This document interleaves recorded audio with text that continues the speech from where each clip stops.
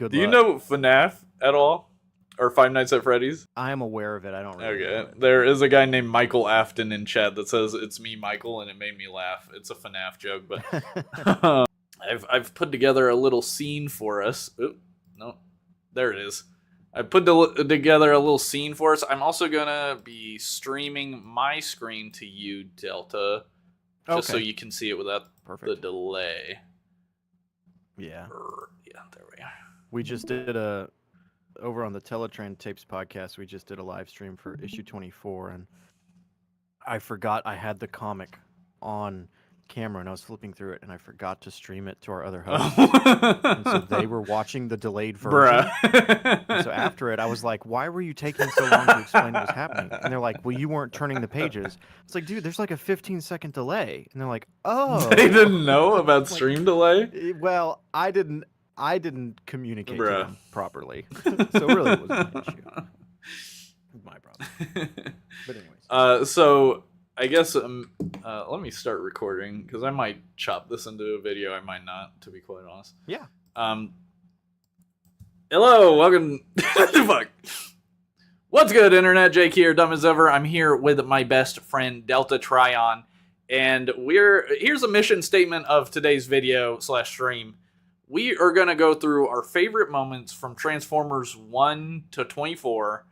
And kind of talk about the series as a whole, and talk about these moments and what they mean to us, all that type of cool stuff. It's definitely just a celebration of issues 1 to 24 of a comic book we both really, really like.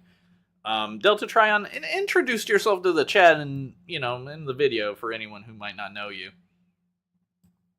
I'm Delta Tryon. I make videos primarily covering the Skybound Transformers comics. I make videos on some other Transformers sections here and there, and I do videos on comics elsewhere on YouTube, but for the most part, I just cover the Skybound comics. And you asked me to hop in this stream, that way we could look through some of my favorite moments, and as soon as I sent you the list of my favorite moments, like 5 minutes, and I was like, wait, there's also this moment, and this moment, and I thought, I'm probably just going to have to give a disclaimer, that way people aren't like, ugh, I can't believe Delta forgot this. I didn't forget it. I mean, I did forget Brother. it.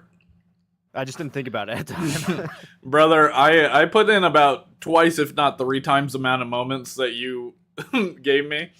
So we're going to have plenty to talk. Very vague. Yeah, I wasn't sure how long we would have.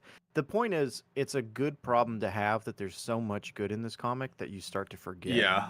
Because it all is just one big good product. There's so much. What's up, Potato Man? What's up, the Jurassic Junkie? Can I just say, before we even get into DWJ's Transformers, the intro of... Okay, Potato Man, awesome. I love when people hop in chat and then they just, spam. You're gone forever. Get out of my face. He wants to be known. The Void Rivals #1, when God stop spamming. Oh yeah. Someone else started spamming, man. Come on, what is wrong with you? Don't test him, Mandy. I'm putting you in 30 minutes because you were being normal before.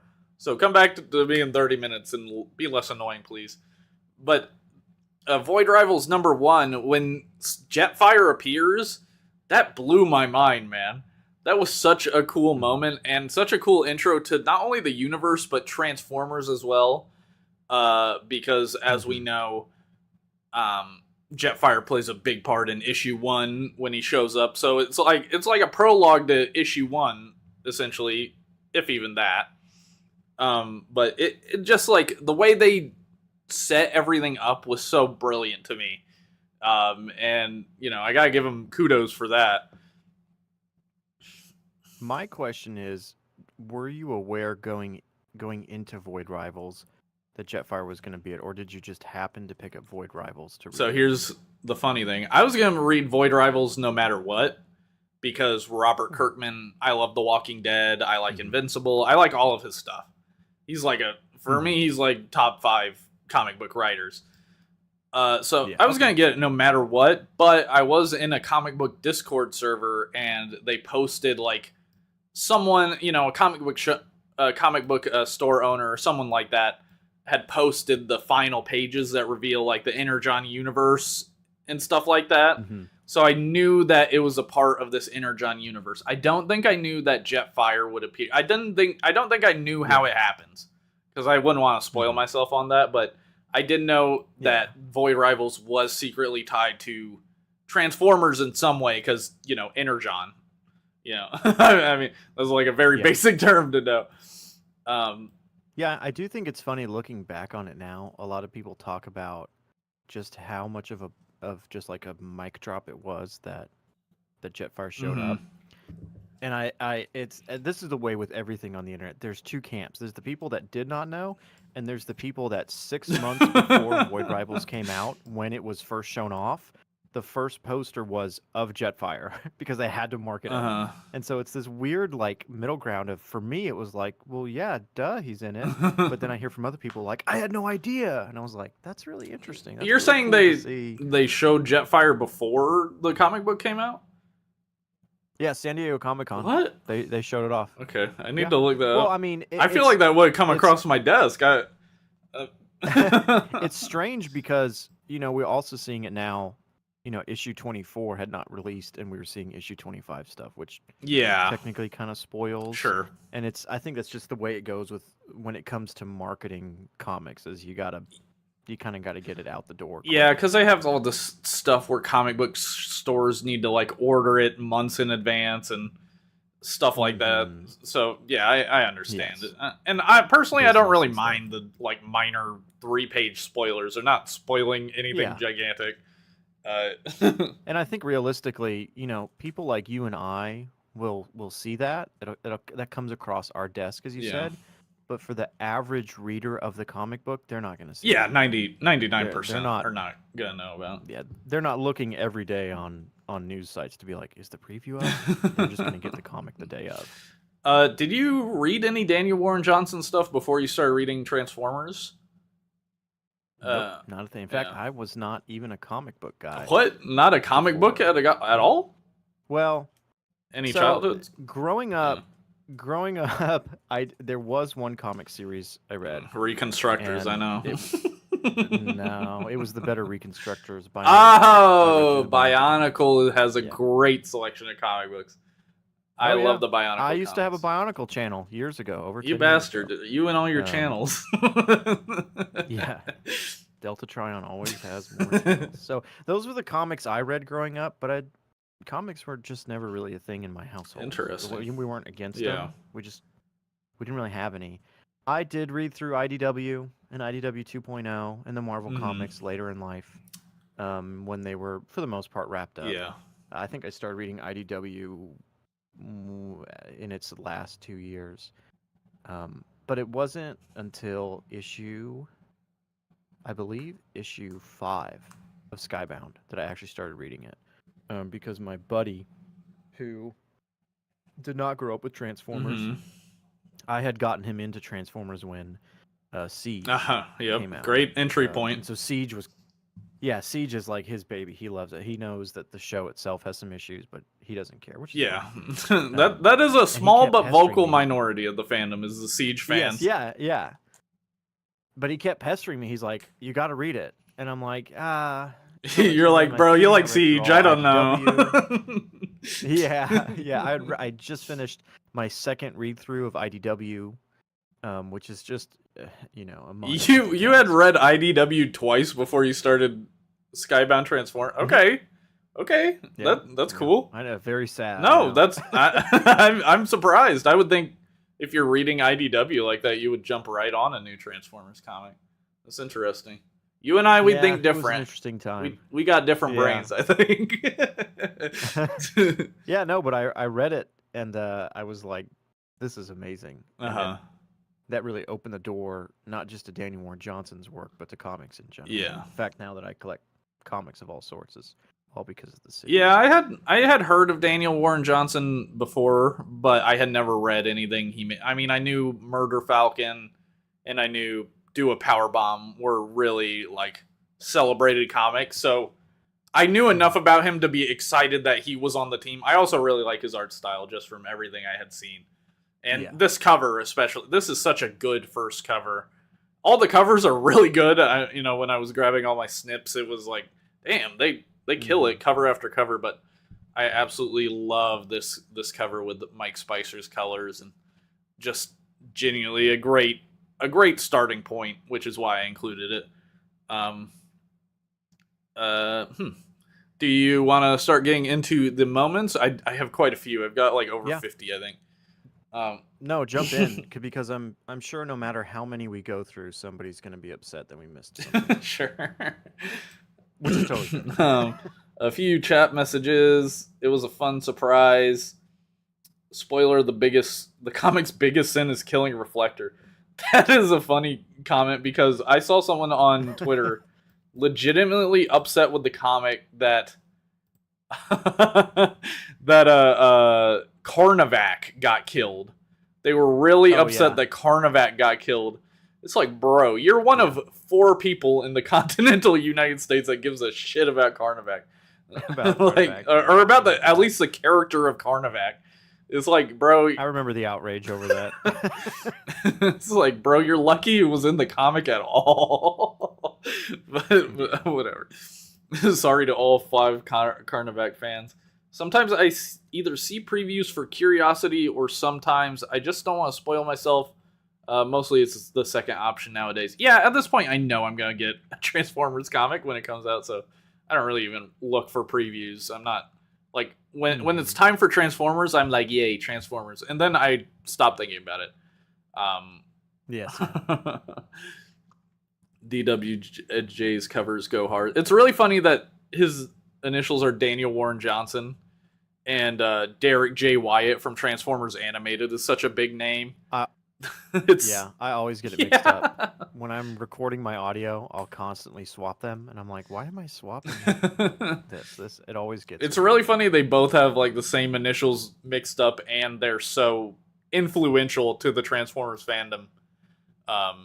So yeah, I don't know. It's just kind of fun, but let's get into the moments. This is a Delta Tryon special right here. This is Bumblebee getting fucking obliterated by Starscream. Reading this panel was so crazy. Because I know you said you started with issue 5. I started with issue 1, so like I've been here for the whole ride, and him starting off with this shit is such like a good tone setter for the comic book.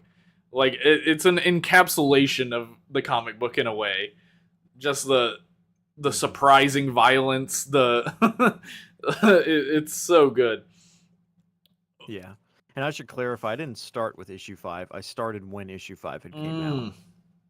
And so I did start with issue 1. Yeah, sorry. No, you're I good. know what you mean. Still to this day, and I mean, I just, like, maybe 3 weeks ago uploaded a video about Bumblebee's death again, because we can always talk about it. Oh, yes. Still to this day, I understand why people read this first issue and were like, nah, this isn't for me. I totally get that. That's 100% understandable. I still to this day cannot fathom the people who read this first issue and were like, there was no reason for that. It's pointless. It's a purposeless death. I'm like, dude, did you not read the page? This is the catalyst to everything. Yeah. Yeah, it's dark and it's harsh, and it's there's a shock value to it, but not all shock value is cheap. This is used for a good reason. Yeah. And I think it's amazing that it'll stand the time, I think, in Transformers history. Yeah, and the encapsulating this moment with the rest of the comic book series, if you get to the end, it's like they pay this off in such a good way, in such a emotional way that it's like, damn, you can't be... I mean, I was never mad. I did not give a shit. I thought it was like crazy and cool. This is kind of what I want. Yeah, it's something different. That is a great way to put it. It's something different from all the other Transformers stuff we were getting at the time. Yes, it has G1 design. I know some people really hate the G1 designs being used. I really hate that. Yeah. Which I don't. I've got a lot of opinions on the people that read this. G1ers. Not even G1ers. People who hate G1ers as well. Like, I don't know. It's a whole complicated issue, but this death definitely did spark a lot of, I wouldn't say outrage, but discussion. Some outrage from some people I have seen, but as it should have, yeah. But yeah, I think it's a shocking death for sure, but that doesn't mean it's pointless. And I think a lot of people read it and said this is just a pointless, mindless, violent comic, and it's like They're trying to be edgy. Yeah, edgy is a word I've seen. As if 13 years of IDW wasn't edgy enough. yeah. Oh, hey, we have a fucking guy eating his own brain. Yeah, we're gonna have a guy who has a human baby in his chest. And I like IDW. I like what I have read. I'm just being silly. Don't get mad, IDW people. We can laugh at the comic we like. But yeah, this scene so important to me in so many ways. So I'm glad you included it. It was going to get included no matter what. I mean, how could we not? Oh yeah, I knew. But the next scene I wanted to show off was the action of issue 1. This is another thing where I was like, this might be the perfect comic book for me. Because I'm not a wrestling guy. I don't know anything about wrestling. Like, I know there's this guy called Super Eye Patch Wolf that makes videos. I know whatever he has said about wrestling.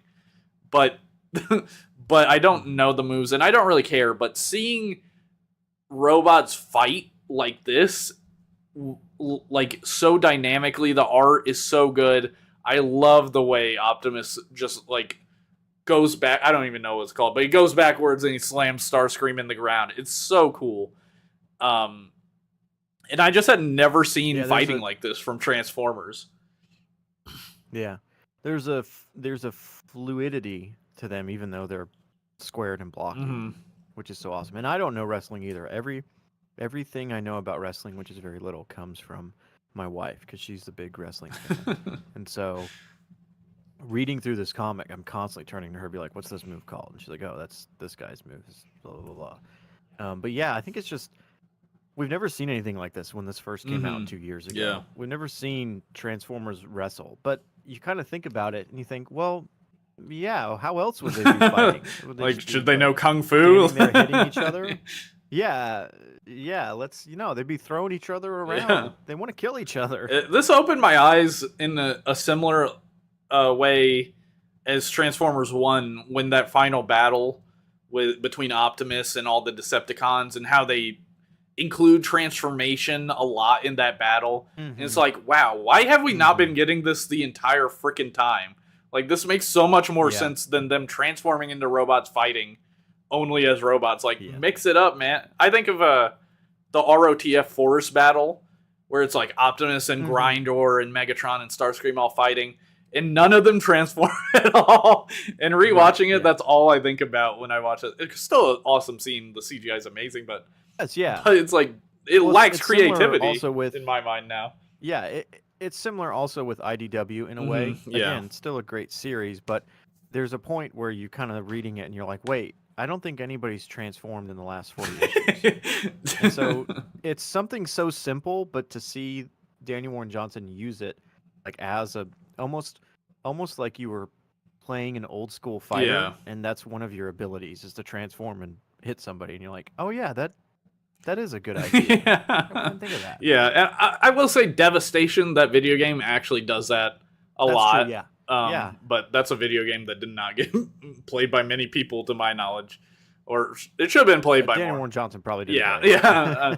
Even though similar stuff, like I'm pretty sure Optimus transforms into a truck and hits somebody at some point in this comic. So, yeah, it just, the dynamic action is so good. Let me read some comments here. DWJ's covers go so hard. I'm one of 3 Reflector fans. Also, yeah, the covers are spectacular. Every single one of them, including the variants. The scene will be iconic. I think they're talking about Bumblebee. The action in this comic is peak. Oh, yeah. That's a suplex. Yeah, suplex. Oh, Mrs. Tryon. What the hell? There she is. I didn't know. I did not know Mrs. Tryon had a. I'm just gonna make her a moderator. She has videos. Mrs. Tryon has videos on her channel too, where she tries to transform toys while in the background. Bruh, I'm gonna throw that on stream. You should. I don't think I've ever actually talked about it on my channel. Sorry, honey. Bruh, fake husband. Here's one I added in. This is Starscream killing Carly's dad. This was another crazy moment for me. Yes. don't know the last time I've seen a Transformer kill a human. The only thing I can think of is Age of Extinction, when Optimus just obliterates T.J. that guy. Oh, Oh, yeah. I'm thinking of T.J. Miller when he gets Yeah, disintegrated. that too.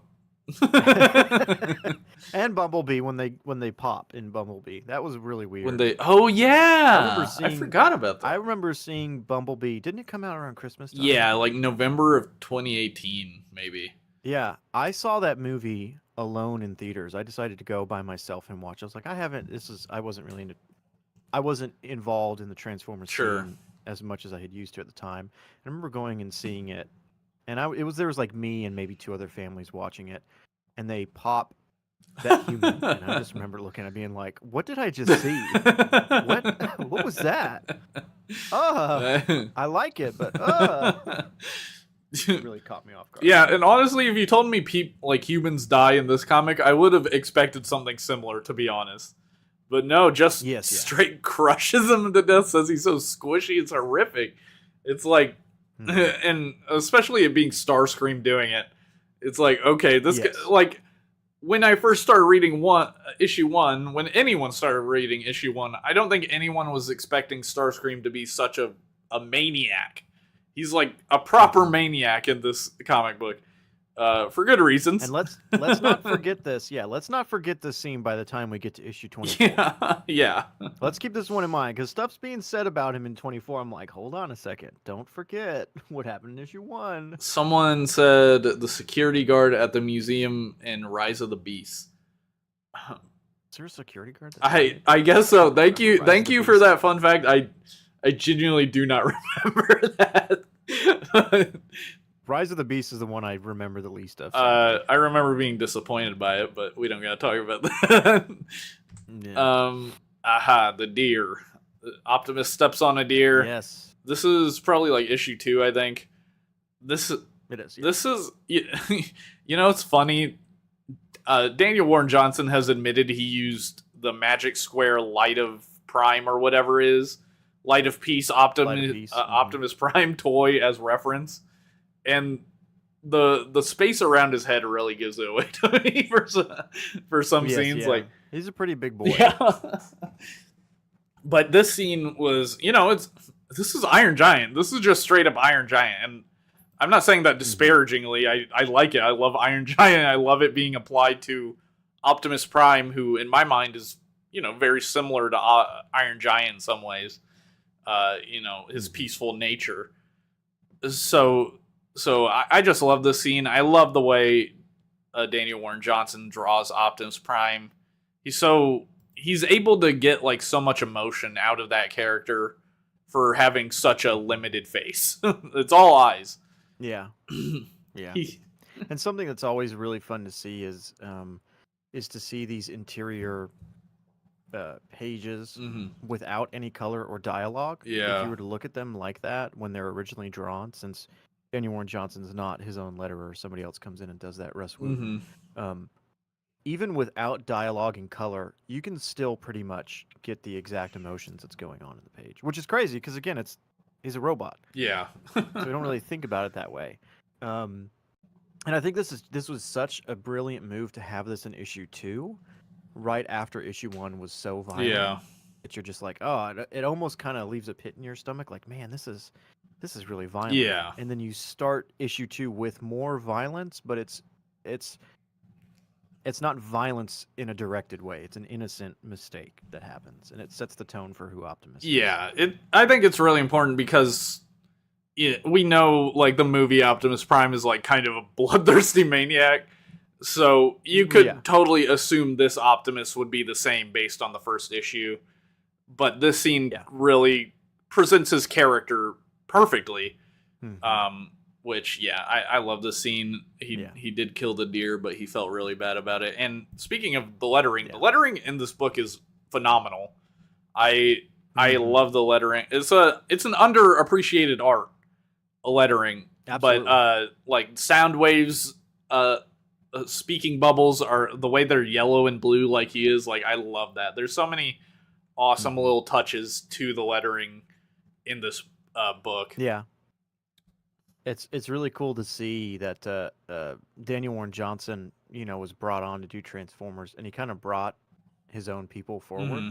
Russ Wooten, who does all of his lettering, and Mike Spicer, who does all of his coloring. And so it's really cool to see that, Yeah. Daniel Warren Johnson was selected to do this, and he's like, yeah, I'm gonna bring my people along though because they know how I work. And both Russ and Spicer are amazing artists in their own right as well. They just do such a fantastic job. You would think, I think it's easy to think, oh, a letterer, all they do is draw the Right. letters.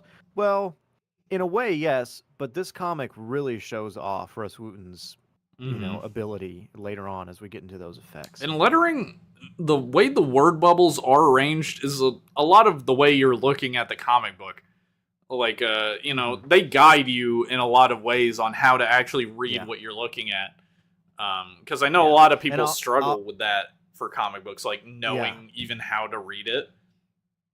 yes, right, the Hmm. direction. And I'll even say this, not to get too much back into GoBots, but GoBots 2018 was drawn, colored, and lettered all by Tom Hmm. Scioli, who's really good at two of those things. But his lettering, I'm not joking. There's panels where a good 80% of the panel Uh-huh. is taken up by a speech bubble, and what they're saying is like 4 words, and you're like, "What is this? What are you doing? Do you just not want to draw the rest of the scene?" Anyways, Maybe shit.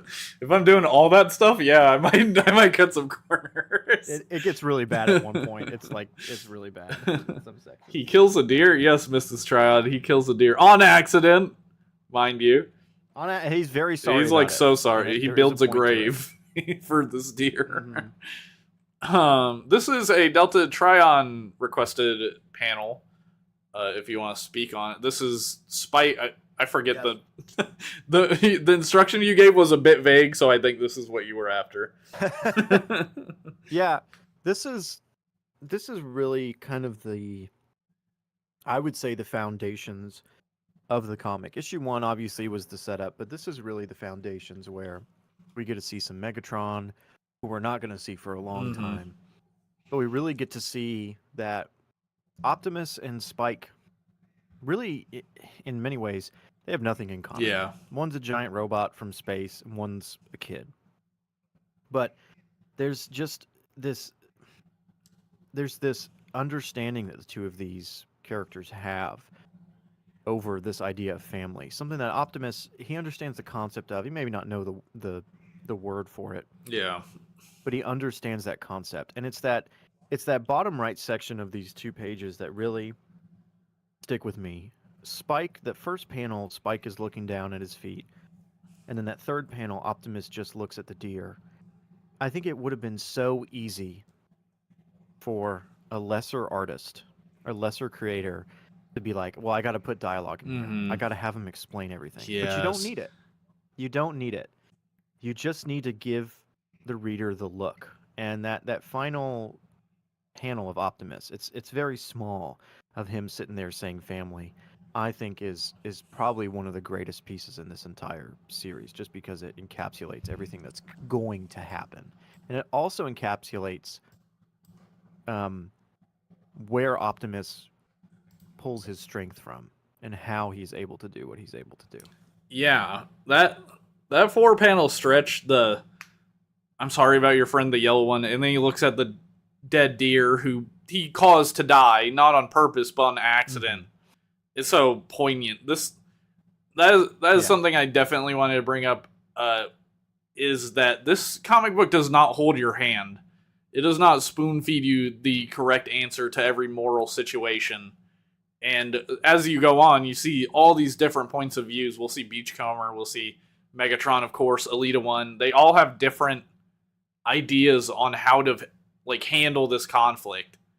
And Mhm. I think Megatron is definitely wrong, but Elita One, Beachcomber, and Optimus Prime, they all have completely different ideas on how to deal with it, and I don't think any of them are wrong, but it doesn't tell you who's right. Essentially, Right. it just lets you Yeah. see what's happening. It gives you poignant moments like this that you can interpret on your own, but it doesn't.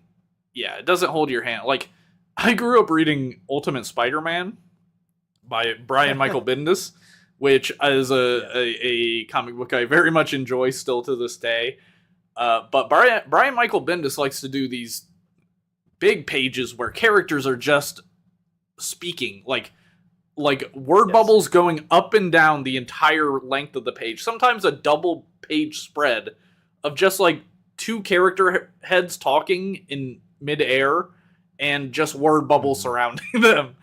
So we got to get the dialogue out. Yeah. So I definitely grew up with maybe an over-explaining version of comic books, but Daniel Warren Johnson is such an artist, a storyteller, that like it all stands in a very different way from everything else.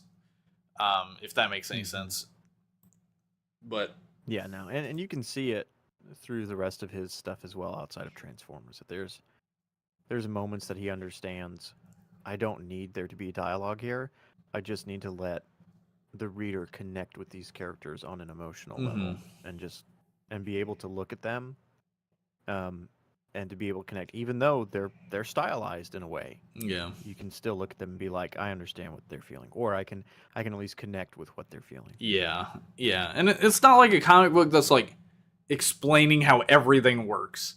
Like, take Shredhead, for example. They put Shredhead together. They're not explaining what the Well of All Sparks is on the way. No, Blue Streak isn't like, what was this thing for again? And Alita Wynn starts explaining it. They just let it be, and you kind of have to solve it yourself. It's nice to have answers, don't get me wrong, on some stuff, but if every issue was all about the lore, then it's boring. It doesn't give you anything to hold on to. Which this is one of my gripes with the fandom at large, is that they sometimes feel like they want a checklist of characters to appear, and that's all they care about. They don't care about the story itself, which, I think it's hard for people to remember that lore it supports a story. It is not the story. Yeah. I know, I agree with it too. If they explain more things, I would have loved it, of course. But at the same time, not sitting there be like, hold on a second. How exactly does no, it's okay. I'm here for the story. Let's move. Yeah. And I am the guy that wants all that information. To be clear, I want to know the clan system. I want to know everything. But if that's not okay, am I still streaming?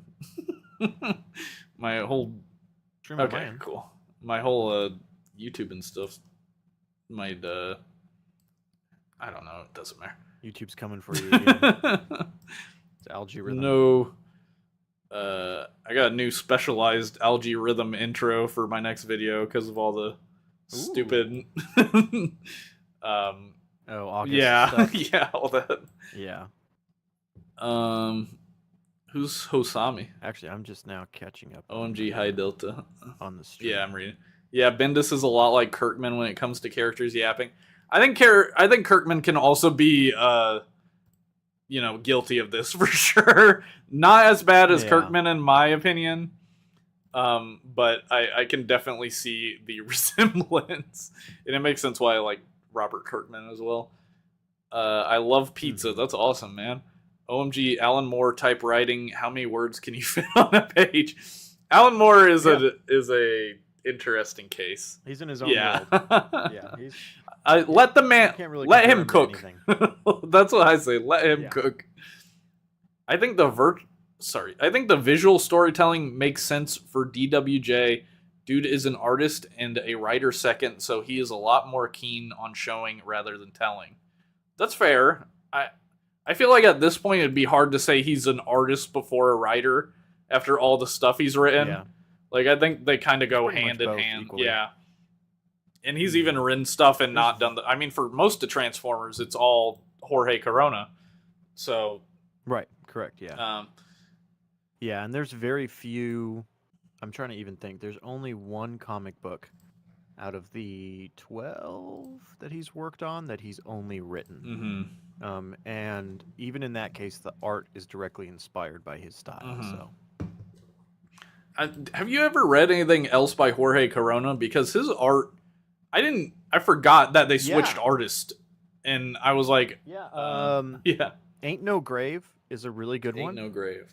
It's a western about a woman who is dying. Mm-hmm. She's like an outlaw, and this notorious outlaw, and she's dying, and she doesn't want to say goodbye to her family, so she goes on a quest to kill the Grim Reaper. That's funny. And it's a really good series. Jorge Corona has worked on.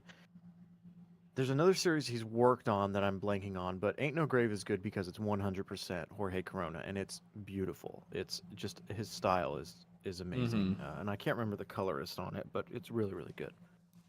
Yeah, that's cool. I need to check that. I really love. I ended up like just in love with Jorge Corona's version of the Transformers. The way he draws everything. Hmm. Like it was very similar to me to DWJ at first, but his facial expressions Yeah, especially are stand out to me. Like I think of yeah, Cliff. I know you and the Teletran tapes guys were talking about Cliff Jumper's ugly teeth and stuff, and I love yeah. that. I love the way he draws teeth. Yeah, I Yeah, love the ugliness of yeah. the faces. Like this, looking at it now, it's so obvious how much more clean it is for DWJ, even though it's still his messy sort of style. But Hmm. compared to Jorge Corona, I mean, Jorge, he hits a different type of stride. Yeah, it's a different style, and yet they both work together really Hmm. well. Because I still to this day often forget where the trade-off happened in art, and I'll be talking about issue 8. I'm like, oh, Daniel Warren Johnson's so good here. People are like, that's Corona. I'm like, oh, I forgot it Yeah, again, isn't it like just just at because I think they're 7 they both so good. switch, like right after the first story arc? 6, yeah, Yeah, yeah. So DWJ did the first 6 yeah, issues, and then he went off of art duties because he went to work on his next comic. yeah. But I mean, oh, I was like upset, and I was like, "Damn, we're losing DWJ's art." And you know, sometimes an art switch happens, and it like kind of kills the whole vibe for me. But Mm-hmm. Jorge just stepped in amazingly, and Mike Spicer's colors really helped it as well. Like Mike Spicer's colors Yeah. elevate everything. This scene I like because it's Cliff Mm-hmm. Jumper beating up Laserbeak, and I just thought it was cool as hell when I read it. Yes, yeah. Like the way he kicks the hell out of Yeah. his head, and Again, yeah, the flow and the kind of curvature of these characters is just really cool to see. yeah, just busting through the wall. Like so much of the comic book is it looks like G1, but so much of the action reminds me of the Bayverse movies, which I grew up with. Like I Hmm. could totally see this happening in live action. Cliff Jumper Yeah, bursting through the wall absolutely. and taking out Laserbeak. I know. So I think we kind of have opposite opinions on this because I'm sure you've heard about the rumor of a Amazon show for Energon Universe happening, Sure. and you're kind of like, Hmm. at least last time I heard, you're kind of like, I would prefer they just do a whole new story. Are you still feeling that way? Yeah, I've kind of softened on my view. Mm-hmm. Originally, my view ended up being a little too much gatekeeping. I understand that there are some people who just will not read a comic, Yeah, no matter how good that's it is. my And main so, argument about the whole thing yeah, is that and so the opportunity to have this for other people to experience in a TV show, because of that, I would be like, yeah, I do think that that would be cool. That being said, still, I would say I would love another Transformers TV show. I would even be cool with something in the Energon universe, but I would love them to take the opportunity to tell a new story right. in it. Uh, but again, if they did do a 1-to-1, like, or as close to a 1-to-1 like what they did with Invincible, I'm not going to complain. I'm going to cover it on the channel. I'm going to love it. I'm going to Yeah, be jumping out of my seat, of course. yeah. That I definitely am on the wavelength of people are just a lot of people are just not going to pick up a comic book. So I mean, think about Right. Invincible. That comic was around for like 10 years before the show came out, and just catapulted that character into mainstream culture. He's getting a video game, a AAA video game now. You know, so I mean, obviously people know of Transformers. I would say it's still a household name thanks to the movies and stuff. But Yeah, I agree. I think it's really hard to like read this epic comic book with this fantastic story, and you want to share it with your friends who just don't understand comic books, don't care to like the barrier to entry is so Mhm. high, unfortunately. Yeah. And there, like I said earlier, there's some people that just don't understand comic books. Like they don't understand how to read them Yes, yeah. and like can't get a hang of it. So I think opening the story to more people. There's also the idea that they could expand the story, because that's exactly what they've done with Invincible. They've expanded it, they've remixed it. Kirkman did this with Walking Dead as well. I would expect similar to happen. Maybe not because it's so new, but I would kind of expect similar to happen with them remixing the story a little bit. But yeah, I just think a TV show based on this would actually blow my freaking mind. Especially if the art style is even a little bit close to what Daniel Warren Johnson can do. Because that'll be the make or break. Yeah. Is if the animation is good enough for this story. Because, there's some pretty crazy things that are going on. Yeah.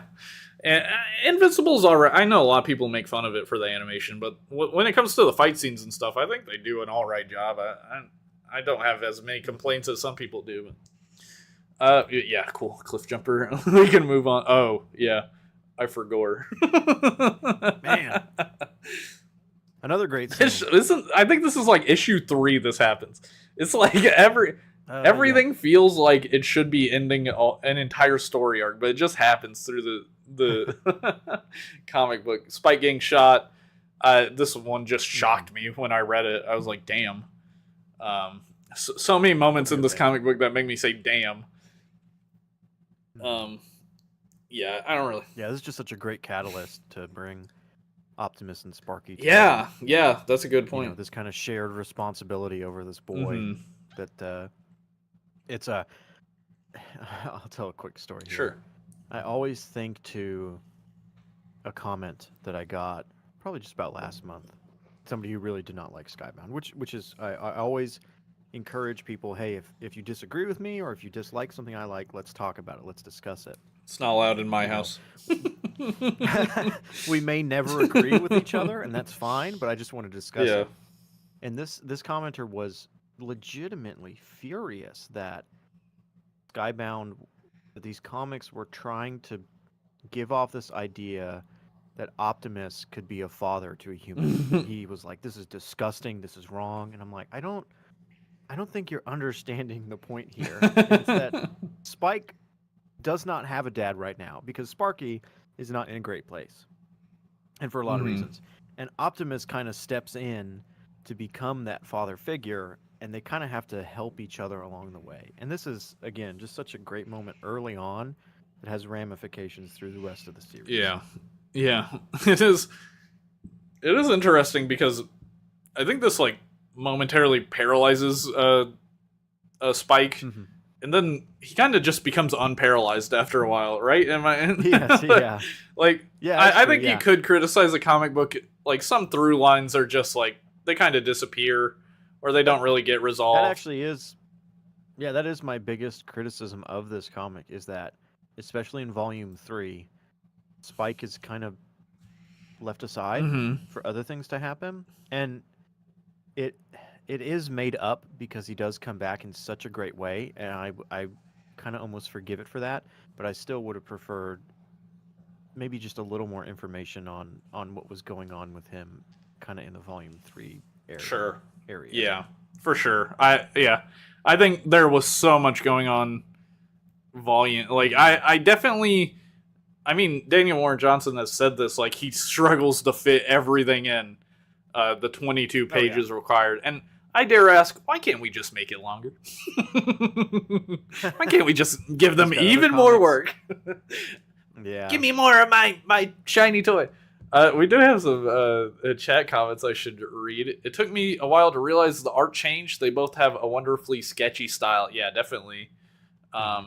Corona has great stuff. He's local, and I got to meet him at Free Comic Book Day and got TF9 signed. Awesome. I got a special of Ain't No Grave #1, for my local shop as well. Super nice guy. That's cool to hear. I want to meet Jorge Corona. Yeah, I got to volume 2 and it took me a little bit to see the difference.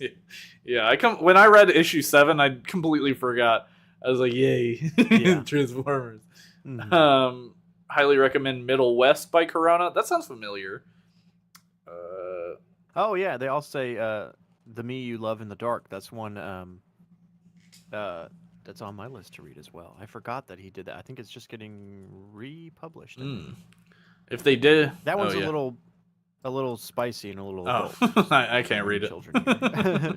just be aware. Yeah. Sorry, only superheroes and robots for me, please. Totally fair. If they did an EU show, what I read that as Europe. If they did an Energon Universe show, reads it as Europe. would you want them to put TF Joe and maybe VR and all in one show, or mini show specials? That's a hard question to answer, because Void Rivals is not gonna do the numbers that Transformers would do, and it wouldn't even do the numbers that G.I. Joe would do. I think G.I. Joe would not do the numbers Transformers would do, to be clear. I think I borderline think they all need to be wrapped into one, because I don't think anyone's gonna watch the other ones. But that's my cynical viewpoint on it. I'd like all separate shows personally, because they're all separate comic books. It would make sense to me, but I would not mind if they at the very least mix G.I. Joe and Transformers. But realistically, I think they're just gonna do Transformers, and if it's big enough, they might wrap the other stuff in as well. But Void Rivals really kind of stands on its own, even though it pulls from all three. Yeah. Well, I guess the other two in itself. It just does not. It's not a household name. It wouldn't be able to do it. I think Void Rivals needs to come after a very successful Transformers show, and even then, it's like the opening intro to Void Rivals is to intro Transformers. So it's like, well, what do you do for the intro now? Do you still do Jetfire, and it's just like implied he goes to the Transformers show after, but Transformers came out first? I think there's definitely a lot of kinks to work out for the idea, but I'm interested to see what they do, what they go with. But I honestly think it's just going to be a Transformers show at the start. Optimus Prime had Megatron's arm fusion cannon. That is so true. Speaking of Optimus's arm, here he is ripping it off of his own body to beat the hell out of Skywarp with. Just another insane moment early on in the series.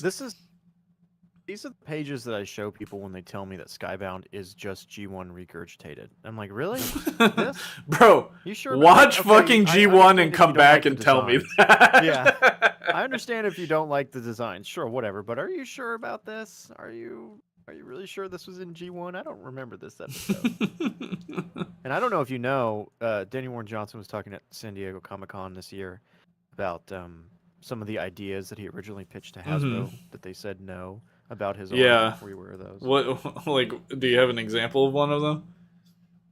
Yes, yeah. He said originally in this scene, Optimus was going to rip Skywarp's head off and use his head and spine as like a swing around, which he has done before in one of his comics. He's already done that before, but he said Hasbro wasn't too keen on that. That they were fine with most of the death, but they were like, nah, that's a little too much. Yeah, the deer. Maybe not going back to the deer for a second, he had to really fight for that deer scene. Apparently, like Hasbro was really not vibing with Optimus killing a deer.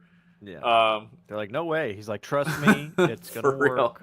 But yeah, ripping Skywarp's head off and using it as a flail. Yeah. You know, I mean, what they do to Skywarp is arguably worse than that. But that deer, it wasn't just like an argument. He was like, if they don't let me do the deer, I gotta walk away type shit. Like, he was so into that deer scene, and good on him, man. Good for fighting for your vision. Made the book 100 times better. In G1, Megatron and Optimus are baby slapping each other compared to this. Yeah, it's not G1, bro. It looks like G1, but this is Bayverse violence, and I don't think people understand that. I think this is a Delta Trion. You requested this one. Yes, I mean, how could I not bring this up? You know, given what we get in issue 24. Yeah.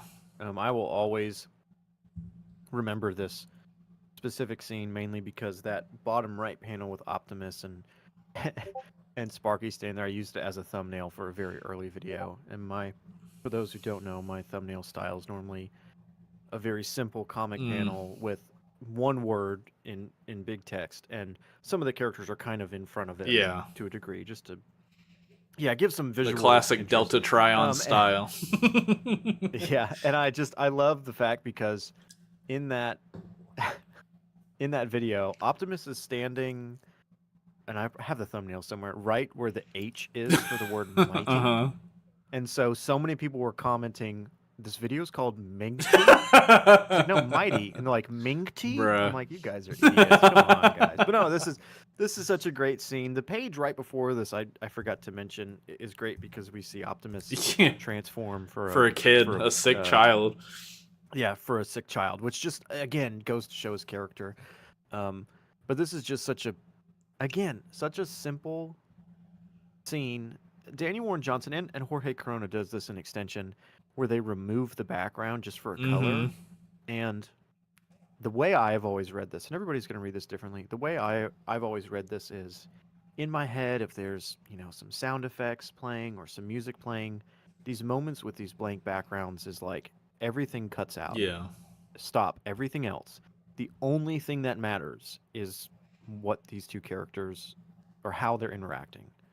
That's all that matters. And so it's a constant, and these two artists aren't the only people who do this. This is used all over comics, but it's just so I mean, it's a poignant good time-saving here, and I thing as always love well. yeah, But I always love the colors that they choose too.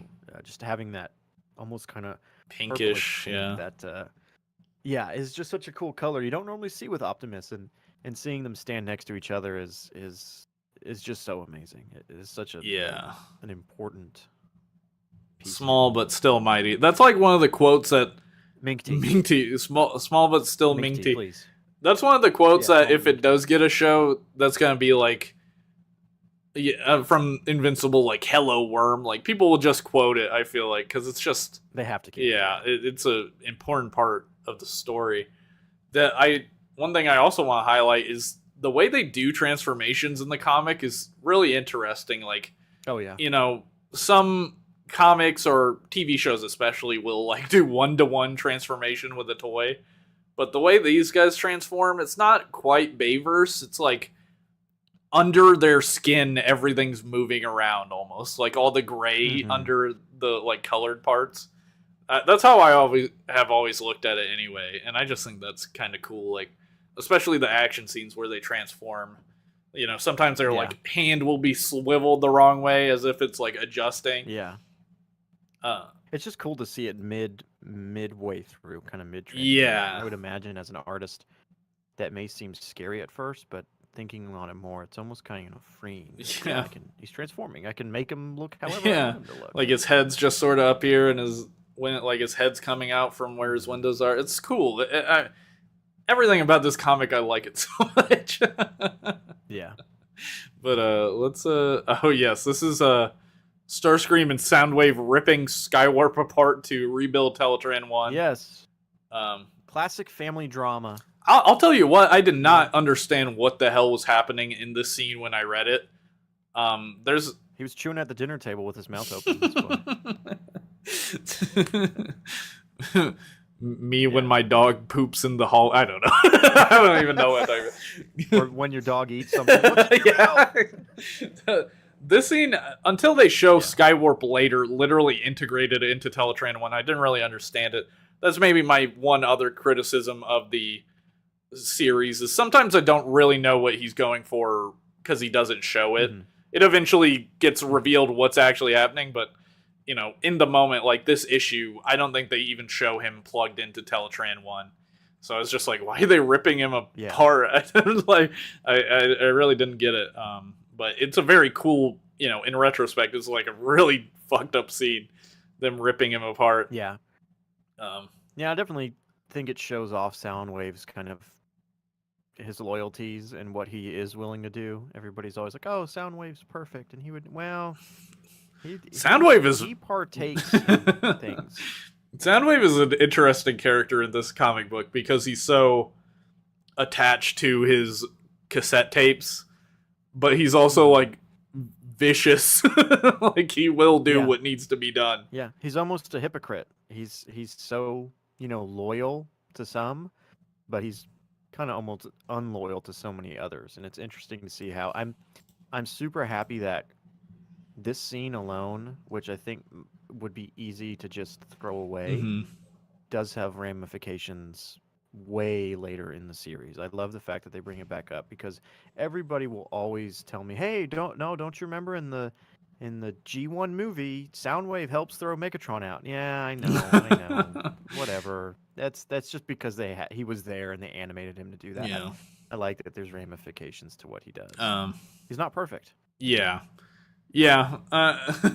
And so much of this comic book is based around the Transformers movie. Just because, I mean, I've listened to interviews with Daniel Warren Johnson, and he just talks about that as like the main thing that inspired him. That's why all the characters are G1. That's what that's what his childhood Transformers are, is that movie essentially, and less so the original Sunbow cartoon. Yeah. So yeah, I do think the way Soundwave acts in this show's, sorry, Jesus, in this comic book is really interesting and cool. And it's interesting because early on in the series, Spike is telling Optimus like, what is mom? And later on, like issue 22, I want to say, Megatron uses the term father. So there's a little bit of inconsistency there, but they checked eBay. They went to eBay. It's true. They learned English that way. We got to talk about this one. This is arguably the most iconic panel of the comic book. Overrated. Yeah. Nobody cares about this. It's not like they make a million toys of this now. Yeah, really. I'm waiting for the Hasbro version. I would not be mad if they remade Commander Optimus with this arm attachment, because they totally could. At this point, they're going to be behind the KO companies. Definitely, they're definitely behind at this point. They're always behind that. But, anyways. But this scene was so incredibly cool. I wasn't expecting it at all. He looks badass, with that arm. Mm-hmm. I think this will probably go down as the most recognizable scene of all of Skybound. Yeah. Just because I think it's a concept and an idea that just took really well. Mm-hmm. And I think that it's probably also what got a lot of people jumping into the comic when they saw this. Like, there's new Transformers, and they see this and like, whoa, hold on a second, I gotta read this. And then they jumped in and started, kind of taking part in the story. Even when he says, "How do you feel about going on the offensive?" Just tough, bro. This is so tough. It's such a iconic line. Yeah. It's such a what is it, like Avengers? Yeah. Even though there's not those characters, but just that line where you're like, he's gonna say the thing. Like this is gonna be one of those quotes from Transformers that it's like all-timer quotes. But oh yeah. Absolutely. Yeah, great panel to read for the first time, and obviously the whole Megatron arm thing is a whole hullabaloo later on in the series, but god damn, it's cool. And what's the next? This one's yours, Optimus and Sparky talking. Which, yeah, I think it's just again a continuation of what we already talked about with him being Mink Team, and I just really like the panel of Optimus kind of up at the top of this building looking out the window. Yeah. And I think the most important piece here is Optimus saying that he wishes he knew why there had to be so much violence. And this is kind of him admitting to the fact that maybe the violence never stops. Maybe this war, it just does go on forever. And he's kind of worried. This is where I bring my idea in that Optimus is younger here. I know he's still he's been fighting this war for forever, but he's still a younger character who is scared and is nervous, and he's not yet quite the Peter Cullen Optimus we know, who's altruistic and true and faithful in all ways. I kind of imagine him as a younger Peter Cullen who's like, well, I'm trying my best, but it's really tough right now. Yeah, I mean, it's alluded to many times. He's recovered from a very violent past. Like, he used to be like Bayverse Optimus Prime is how I interpret it, where he's just mercilessly killing Decepticons. And, he's obviously changed. He even offers a hand of, like, let's join together to Soundwave towards the end of this first story arc. So he's definitely not that way, but he was. And that's really interesting. And I think there's also a line early on where he kind of implies that he was born when the war was going on or something like that. He never saw the golden age of Cybertron or something similar to that. I could be wrong, but I think all he knows is war, and it's kind of messed up, man. Yeah. Sad. Yeah. Especially when he meets up with Alita again, you really have to. It really tests like Optimus's character, because it's like, bro, you abandoned Cybertron. You have this peaceful mindset, but that shit just don't work. It's just not gonna work in this scenario. You can't not destroy your enemy because they're gonna destroy you. And he's like fighting against that in a way, which, I think we're. I don't know how I want to phrase this. I gotta temper my words correctly. I think we've like moved to a point in pop culture where people are like, I want Batman to kill Joker because that makes the most logical sense. And it's like, sure, if you don't want Joker to ever do anything evil again, yes, sure. That is the most logical endpoint, but that's not the point of the story. Yeah, you don't understand the fundamental of the story. Yeah. Of course, killing him would fix the problem, but that's not what the story's about. Yeah. So it's like, we've just become more harsh, I think. Like, definitely a byproduct of internet, like, consistent rage baiting every hour of the damn day. People are just mad, and, violence is an easy resort when you're mad. But that's not what these stories are about. They're not supposed to be. Right.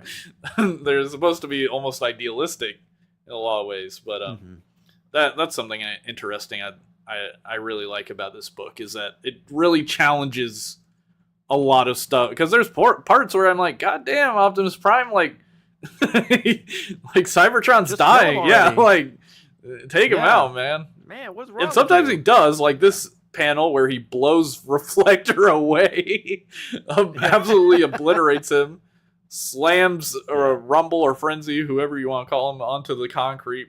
I'm pretty sure that kills him. I don't think comical. He shows up again. Yeah. Just this scene was fucking awesome. It's so funny too. Just that little panel of him being like, "Uh-oh." Yeah. He's like, "Oh no." He knows what's And coming. I love the way he built up Reflector jumping down and saying, "Get ready for ISO, instant satisfactory obliteration," and then he just instantly annihilated by Optimus. He's basically actualing Optimus. And Optimus is like, no you. No you. It basically gets him with that. Yeah, and I can understand why some people may see this and they're like, no, I love these guys and they killed them off so early. I can understand that to a degree, but it's comics. Anybody can come back. Bro, this is not their I'm story. Sorry. This is Optimus' story. If you're crying about Reflector dying, you're lucky Reflector got such a cool death, if anything. It's true, actually. And I don't know if Frenzy or Rumble ever gets named in the series. If he's like actively decided one is Rumble and one is Frenzy. Because the annoying debate. Yeah, they do. They mention Rumble later, and he's okay. Rumble's a blue one. Yeah, that is what some people believe to be true. We should read some of the chat. Smiley Suburban. One of my favorite moments was the panel where Alita is screaming, "I need you." It's so powerful, and the fact it's white background like that. Only thing that matters is Optimus and Alita. Yep, that's definitely in the list we got here. Because that's a fantastic scene. I definitely agree. I adore the panel of Skywarp sipping his Energon margarita a few pages before this. Prime going through it. Diet Colonna. Why is Delta Tryon DMing me while also streaming here? SMH. That's crazy. Yeah, well, it's because they're offering to sell me Transformer toys. I So knew your attention was divided. I could tell. I could tell. I'm also editing the What the GoBots hell is video. wrong with you? No, I'm not. No, I'm not. No. The GoBots video it requires my complete attention. It's insane. I'm very upset with myself with that video. No, my son Reflector. Reflector is 3 guys usually, by the way. It's not usually one dude. It's 3 guys that form the camera. This is true. I am wheeling and dealing. This is a scene I included. I fucking love Starscream throwing up the devil horns while Devastator is attacking and saying, haha, kill, kill, kill. Like, just, this is definitely... That along with Cliffjumper's flipping... Yes, I forgot to include that one. That's a great one. Yeah.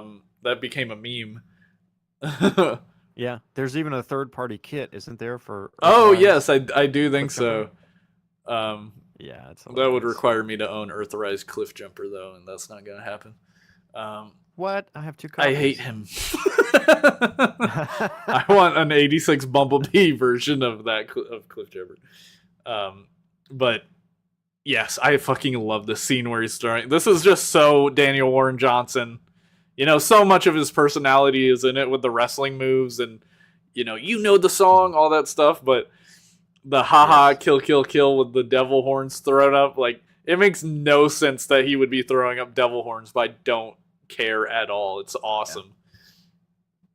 And I think it's important for people to realize that especially in this, not just the stomp stomp stomp, but the kind of crack behind Optimus and Starscream, that's done by Russ Wooten. That's not really Daniel Warren Johnson. Oh yeah, it's lettering. Yeah, so it's not Daniel Warren Johnson. Now he's obviously communicating with Russ Wooten and being like, hey, this is what I want here.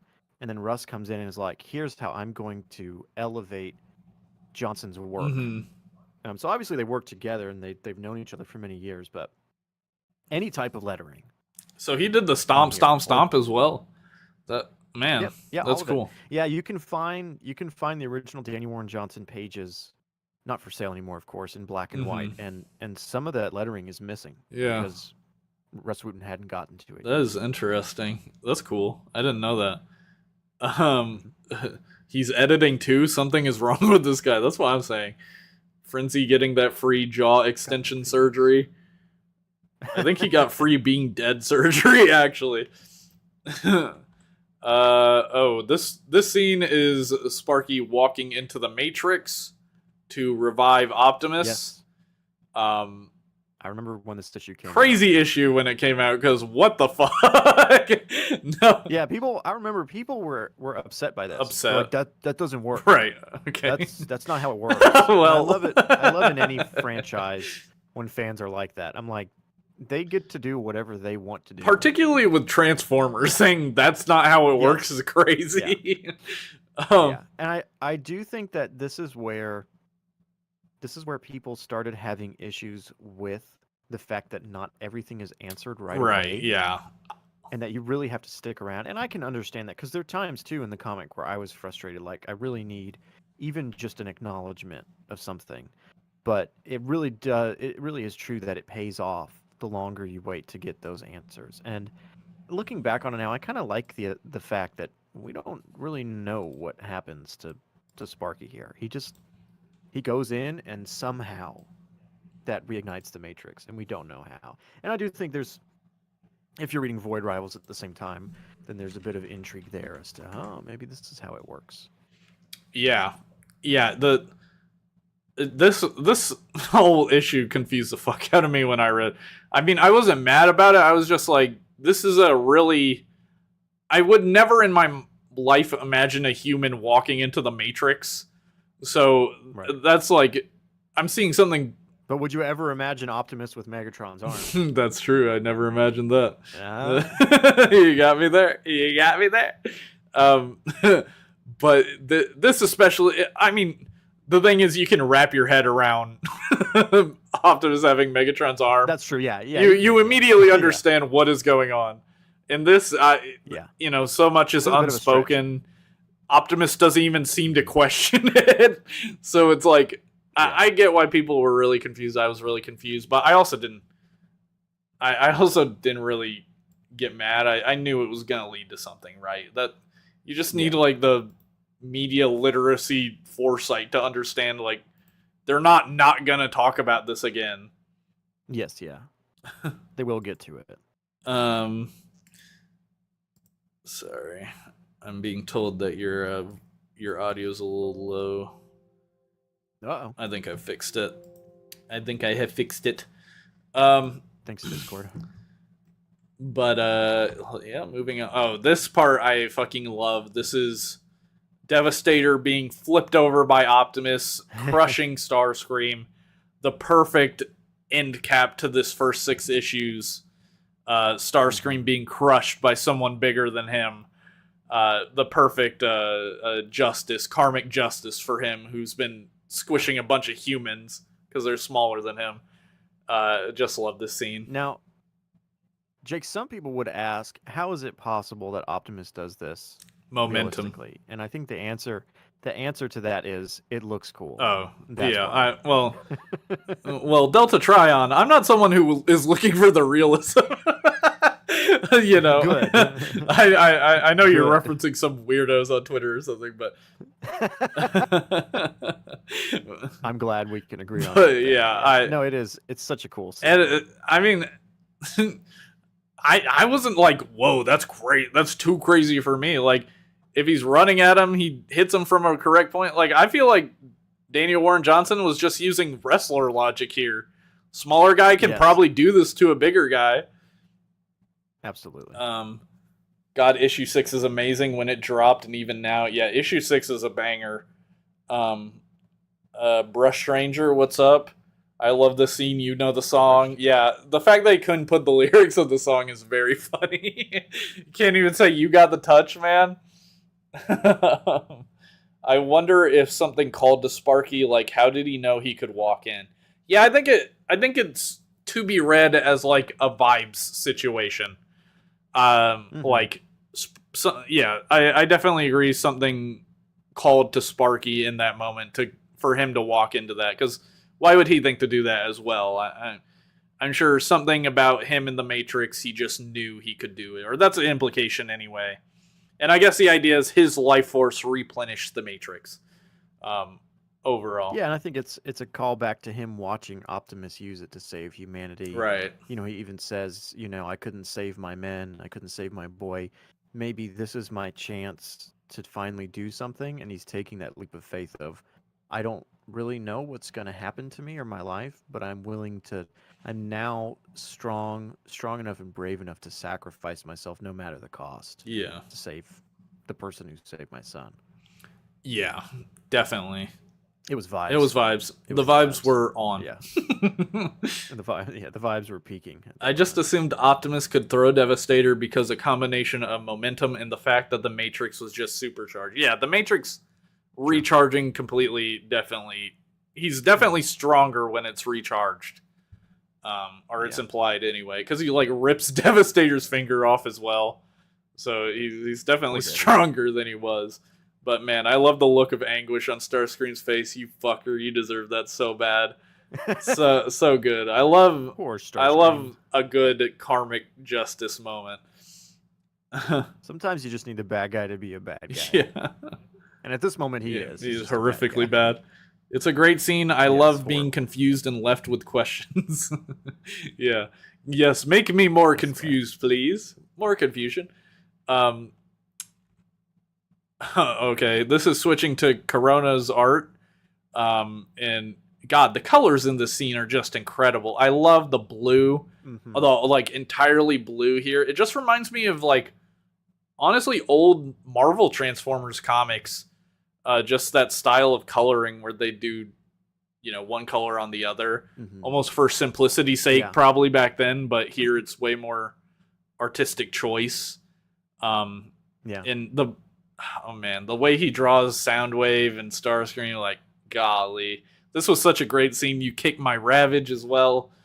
I think that's when we really keyed in that he really cares about Ravage more than Soundwave usually seems to do. Yeah, anybody else, and more than his G1 counterpart anyway.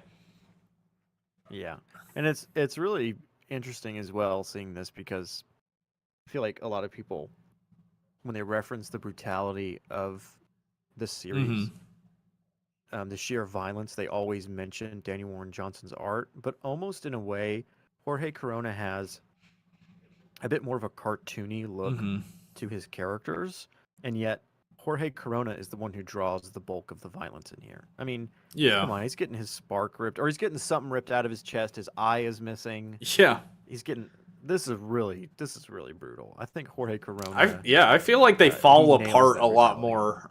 Corona's version, like they're a lot like the Bayverse Transformers, where they just rip into each other and pull stuff out. Pieces Yeah. falling off. Yeah. Yeah, and Random little. with the way he makes his face is so expressive. Like Starscream's with face teeth. down here, like it's so good. DWJ is amazing, but I think I really became a Corona fan with the series, and scenes like this are definitely part of it. Just golly, the colors. Yeah. Oh, it's so cool. I will always love Daniel Warren Johnson's art, but I do think that Corona has the definitive look for this series. I agree. That's also easier to say because there's more of his work, but I do think that he has overall the best tone. He earned it. Oh yeah, absolutely. Absolutely. This is a scene that I thought you requested, but I put it in. Or I said it was me in my little thing. Oh yeah. But I think you requested it. The depression scene. Yeah. Yeah, the reason I put this whole thing in is because I feel like this is such a great scene with fantastic dialogue. All of it can be summed up with those last two panels. Yeah. Of Cliff Jumper just with his head bowed, and then Spike putting his hand on his shoulder. All of it can be summed up by that. It's just such an important moment for Cliff Jumper and Carly to go through in their relationship, because I think you yourself as the reader are in a way kind of upset with Cliff Jumper too. You understand, but you're also kind of upset. You're like, yeah, why would you do this? Yeah. Like, I get it, but why would you do that? I wouldn't do that. And so you're kind of torn between being on Carly's side or on Cliff Jumper's side. And the fact that Spike doesn't say anything to console Cliff is really powerful, because it's almost like there's really nothing to be said. Yeah. It's a bad situation no matter how you cut it. Yeah. I mean, Spike tries at first, but Carly's a very strong-willed character. I mean, he just got paralyzed. Yeah. So he's having a hard time too. He's probably like, my life's pretty tough too. But yeah, I didn't include it because I completely forgot. But Cliff Jumper not killing Starscream is just reading it. I was like, yes, this is delicious. This will cause drama. This will cause conflicts between these characters because, obviously. And Carly, after the scene goes to, I mean, she was already going on like a kind of hardened route with her family being dead and all that. Yes. But, this is another aspect to her becoming more angry and violent as the series goes on. Or, struggling with all the death and stuff and how she deals with it. But I hate that she's mean to Cliff Jumper, but I understand. He's so adorable. He takes a little thing out of his body in that panel right here. Yeah. He's probably not even sure what it is. He's like, I think it's soda or something.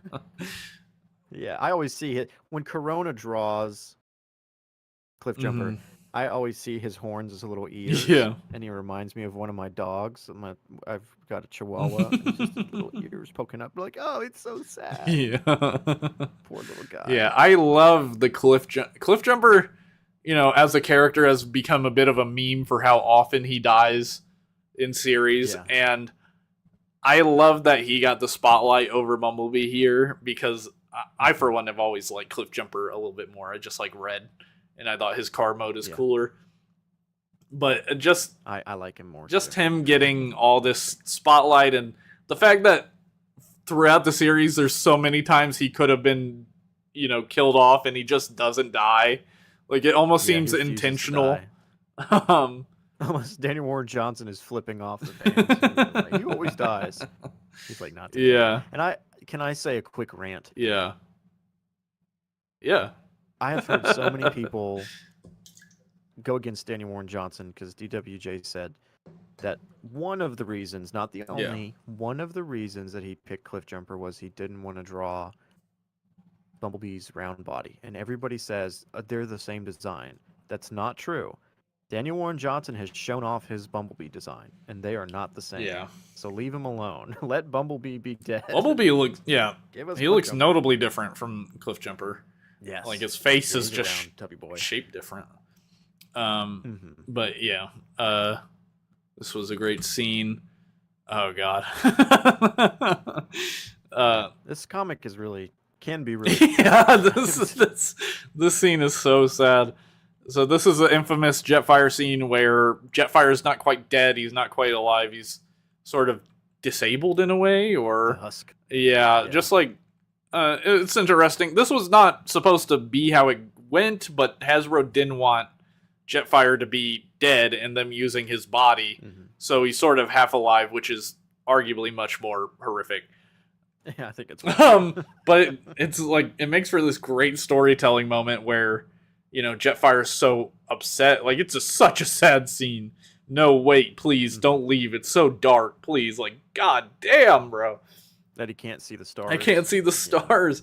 Like, man, this is such a sad scene. It's heartbreaking. he really cooked on this shit, despite even not meaning to in the first place. Yeah. Even when his hands are tied, he cooked. The scene is, like, him being alive still is interesting to me. You know, eventually he crashes in the ocean later on in maybe the same issue, and he, like, disappears for a while, but they bring him back, which I didn't even realize. I think I missed that panel or something, but when I was looking through and getting all the snips, I saw that. And, you know, I don't... Here's the thing, you know, issue 23 with the My Beautiful Boy, that whole scene, Jetfire appears. Him and Ratchet and Bumblebee appear.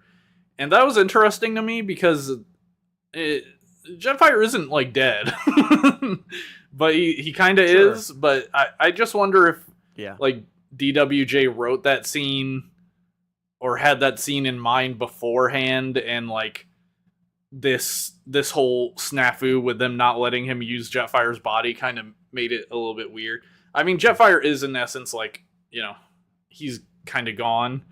But I just thought that was interesting that Jetfire is one of the people Optimus sees. I think it's most likely a direct line back to issue 1 where Jetfire dies in Optimus's arms. Right.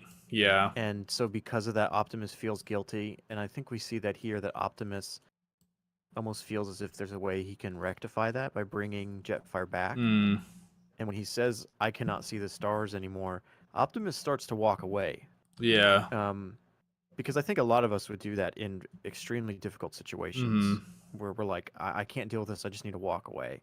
And so I think in a way, yeah, Jetfire is alive, but Optimus still feels the overwhelming weight of responsibility for his death, even though he is, to some degree, still alive. Yeah. It's a weird, interesting, fucked up situation that almost feels like it would be something like an IDW. I could just totally imagine a character that's, like, trapped in their alt mode or something. Because there's so much, like, body horror and stuff in IDW. But yeah, it's crazy it ended up here, and this is how it panned out. Because, I mean, they could have just used his body, and it'd be like, all right, they're using his body, but no, it turns into this, like, fucked up situation. It's really good. We should move on. We still got to sell the toy. This is Shockwave's entrance. Shockwave he is probably still the scariest character in the series to me, for how fucked up and evil he is. Megatron, at least, Megatron is just as fucked up and evil, but he seems to have, like, some sort of code. Yeah, some sort of code of honor or something like that. But Shockwave is just absolutely crazy, mad scientist. And I like that he displays emotion. I think some people think that Shockwave is not allowed to display emotion, but DWJ really wrote him as, like, a proper mad scientist. And yeah, I just love Optimus's expression when he sees him. And this, I really liked how Jorge Corona drew Shockwave, because he's really chunky. He's like quite a chunky character in the comic book, which, you know, the original toy of Shockwave is quite kind of skinny and weird looking. Yeah, and he is drawn skinnier in Void Rifles when he first shows up. So Yeah. I was glad that Jorge Corona kind of was able to chunkify him. Yeah, I really liked when he showed up in Void Rivals as well. Just like, I was not expecting. It's kind of like a surprise page turn reveal when he shows up, and I like that. But I really, really like how he draws him here. And I don't know if I grabbed a snip of it, but there is a moment where Shockwave, like, I don't know the wrestling move, but he just slams Optimus on his head or something like that. A suplex or something. Yeah. And I was like, damn, I've never seen Shockwave do any shit like this before. Yeah. The fact that he calls Optimus a whelp at one point. I love the fact that I agree that he does have emotions, that he's just purely evil. Yeah. There's nothing more to it. He's just a bad guy, and that's great. He's the baddest of them. Yeah, and I got some examples of that coming up for sure. But first, Beachcomber! Hey. Yes, I love the scene where he falls to Earth and he finds all the wildlife and stuff. Like, Beachcomber is a wonderful character to me in this series. It's funny because we were talking about Derek J. Wyatt earlier. Derek J. Wyatt hates Beachcomber, or he just like likes to kill him or something, torment him. Like, and Daniel Warren Johnson is obviously in love with this character to some degree. Like, this is the best PR Beachcomber's ever gotten in his fucking life. And I love the character now. This is a character I knew nothing about. I didn't even know he was a pacifist.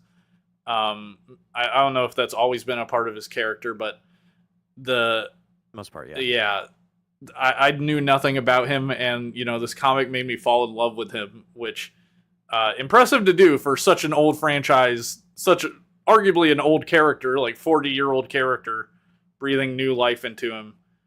Just an incredible scene. Yeah, he's definitely, of all the different characters that Daniel Warren Johnson has written in this series, he's definitely, to me, feels the most imbued with Daniel Warren Johnson's soul. I know people be like, no, it's Shredhead. To a degree, but if you ever get the chance to, every Friday night, Daniel Warren Johnson goes live and just draws and plays music. Just listening to him talk and speak with people, I could 100% imagine his voice coming out of Beachcomber and being like, "Yeah, that'd be so cool if he played Beachcomber in the series." Oh man, I cannot. If ever that series happens, I cannot wait to see the cast list and see who gets to play who. I definitely imagine Stephen Yeun would end up in the show somehow. Maybe a Spike or someone, but yeah, the Beachcomber is wonderful. This is what I was talking about when I was saying we were him marveling at the beauty of the planet and then destroying it for resources. Such a good way to show off how evil he is and how he thinks. Contrast to Prime. He's truly horrifically evil. Specifically for this scene.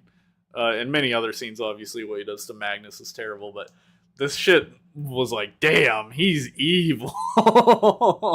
He's a bad man. Because they kind of trick you when they first show all the animals and stuff, when he's like, wow, this is amazing. And then, you know, the heel turn of, I'm about to obliterate it for resource. It's really good. Love this scene. Yes, this scene is fantastic. Beachcomber is my favorite Disney princess. The good boy. He is one. Confirmed. I think if a character comes back, they need to be remade like Bee into Goldbug. The way that way there is something new and interesting for bringing them back. Yeah, I think it's good they did not bring back Bumblebee at all in this run, but I wouldn't be upset if Bumblebee ever came back in some way. Obviously, their sparks can be preserved to some degree. Jetfire and then Shredhead later are made up of leftover sparks, so I don't think it's impossible. I could definitely see someone doing it in the future. there's been some time that's passed. Yeah, So. yeah. I'd be fine if he came back as Goldbug. I'd be fine if he came back as Bumblebee. I don't really care either way, but yeah. Oh, this scene where Cybertron is being brought to Earth via a portal. This is literally, I don't know if this is a plot in G1, it might be, but this literally happens in Dark of the Moon. This is like, I feel like this happens a lot Yeah. in Transformers. It also happened in Cybertron just shows up. I say it happened in Dark of the Moon. They then did it again in The Last Night. So yeah, bringing Cybertron to Earth is a popular concept, and I really wasn't expecting it to happen in the series, because the combat felt so grounded and stuff like that. But this second story arc really widened the horizon of the world a lot, which I think was the intention. The first issue of this new arc is set on Cybertron with Elita 1 and stuff, so I think it was always the intention to expand in the world, but literally bringing Cybertron to Earth is crazy. Like, where the hell is G.I. Joe right now? Yeah, that was my biggest concern when this first happened. I was like, seriously? Like, everybody's going to know about Cybertron now. And yet again, as per usual with this series, if I just waited a little bit longer, I would have been like, oh no, this works. This all works out really well. Yeah. This is good. I mean, it's not like they're really hiding that much. In G1, they don't hide either. They are known from episode 1. So the robots in disguise aspect has never been a strong suit. Yeah, it's not really important here. But I'm glad he went for such a big swing, because fuck, this is cool. And everything that transpires in this series of issues is really crazy and cool. There's so many panels in this comic run I want as posters on my wall. So true. I need a Ray William Johnson style fucking corner of the wall that's all Transformers comic book pages, like Watchmen. This is a scene I really liked. Alita. Yes. The first time she truly favorite character. Yeah, we can talk about that. But this is the first time she kind of truly pops off on Optimus after she shows up, and we get like her true feelings on what's going on. Not that she was hiding it for very long, but no, she's very vocal. Yeah, everything we had seen before was just her rescuing Magnus, so we really didn't know her take on everything that's happened. And yeah, this I can see why smaller-minded people would get scared of this scene, because it's a woman popping off at their favorite big guy. And you know what? It's hard to say she's not justified. I feel like she's one of the most justified crash outs of the entire series, because she's been left on Cybertron for fucking thousands of years fighting Decepticons. This is what that does to an MFer. Yeah, she's a great antagonist, which everybody always thinks. She's not a villain. It's like, well, no, she's not a villain. No. She's a great antagonist to Prime, because it hits so close to home with him, and because you can agree with her. Yeah, she has one of the most interesting character, like when I read something, I don't want a character that agrees with me on every little single thing. I want conflict. You want friction. Yes, that's what makes it interesting. Conflict is story. And Elita 1 brings some of the most interesting conflict, because she's on the same side as Optimus, but she don't give a fuck about Earth. And I'm human, so I give a fuck about Earth, but I'm forced to look at it from her perspective, and she's not wrong. Like, especially when we get towards the later parts where the Energon harvested from Earth. Can you clear something up for me? Does he destroy the Energon? Is that the implication of the scene towards the end? Yeah. He destroys it. Okay. Mm-hmm. See, yeah, he pretty much destroys everything. See, that would make me crash out, because it's it's already been made, man. Yeah. It's already. I know it's made from the blood or whatever, but Shockwave did that, and if it's right there, yeah. And if I'm not personally reactivating the machine, I don't feel like the Energon should be wasted. It's a crazy tough scene, and it's one of the few times I totally disagree with Optimus's, take and reasoning. Mm-hmm. Like, I understand it, but also, come on, bro, be realistic. And yeah, Elita 1 definitely has become a villain for people that cannot understand what they're reading. But a great Yeah. scene where she pops off. This scene is something you requested with Spike seeing a Yeah. deer in the woods. Once again, this is just a testament to not just Danny Warren Johnson, but even more specifically Jorge Corona. There's no dialogue. Yeah. Here. We don't need. I think there's dialogue later down the page, but for this section in particular, we don't need the dialogue because it's such a simple moment of connection. Yes. And again, like you had said about with Alita, simpler minds may not get that. I feel like this is pretty simple to understand and pretty straightforward. Yeah. That Spike sees this deer and he's reminded of Optimus and he's reminded of the innocence that Optimus had when he killed the deer originally. And so kind of seeing it in this moment again is almost kind of even spiritual moment for Spike to be like, I can't just walk away from this. Yeah. I mean, he can't walk at all. He's paralyzed right now. But well, I can't be walked away from this. Yeah, metatextually, Beachcomber's like, we gotta get the hell out of here. And they see this deer. Let's go somewhere else. Yeah. And even the colors with the deer and Spike is the deer in this metaphor. Yes. You know, he could also be killed by Optimus's war. And so the deer runs away. But I think Spike knows he can't run away, you know, at a certain point. At the moment. He's paralyzed. Yeah. But he, well, off screen, without reason, he will become unparalyzed. So I don't even think of that. Yeah, he'll be healed. Don't worry about that. Yeah. He found his own Matrix. No, but this is... That's a good point. How come they just didn't do that? All the humans have matrices as well. Yeah, no, it was just such an iconic scene that will be even more so referenced later, way later in the series, in a way I never anticipated. I thought this was kind of the end of the deer analogy. So Yeah. It's great that it's brought up here at this point. And I believe this is issue 11, around 11, and so this is near the end of that first story arc. So I think when you see it, you're like, oh, okay, here it is. Yeah. You know, we kind of started with this, and now we're closing out with this. Yeah, and yeah, I just love the colors. Like you said, there's no dialogue telling you what's happening, but like the colors behind Spike and the deer are the same. Like such good visual storytelling. This is what comic books are made for, arguably, is storytelling like this. But moving on, we have, oh yes, this is issue 11. I want to say this is when Magnus sees Shockwave again and is basically suffers PTSD and runs away. Which, you know, what a sad.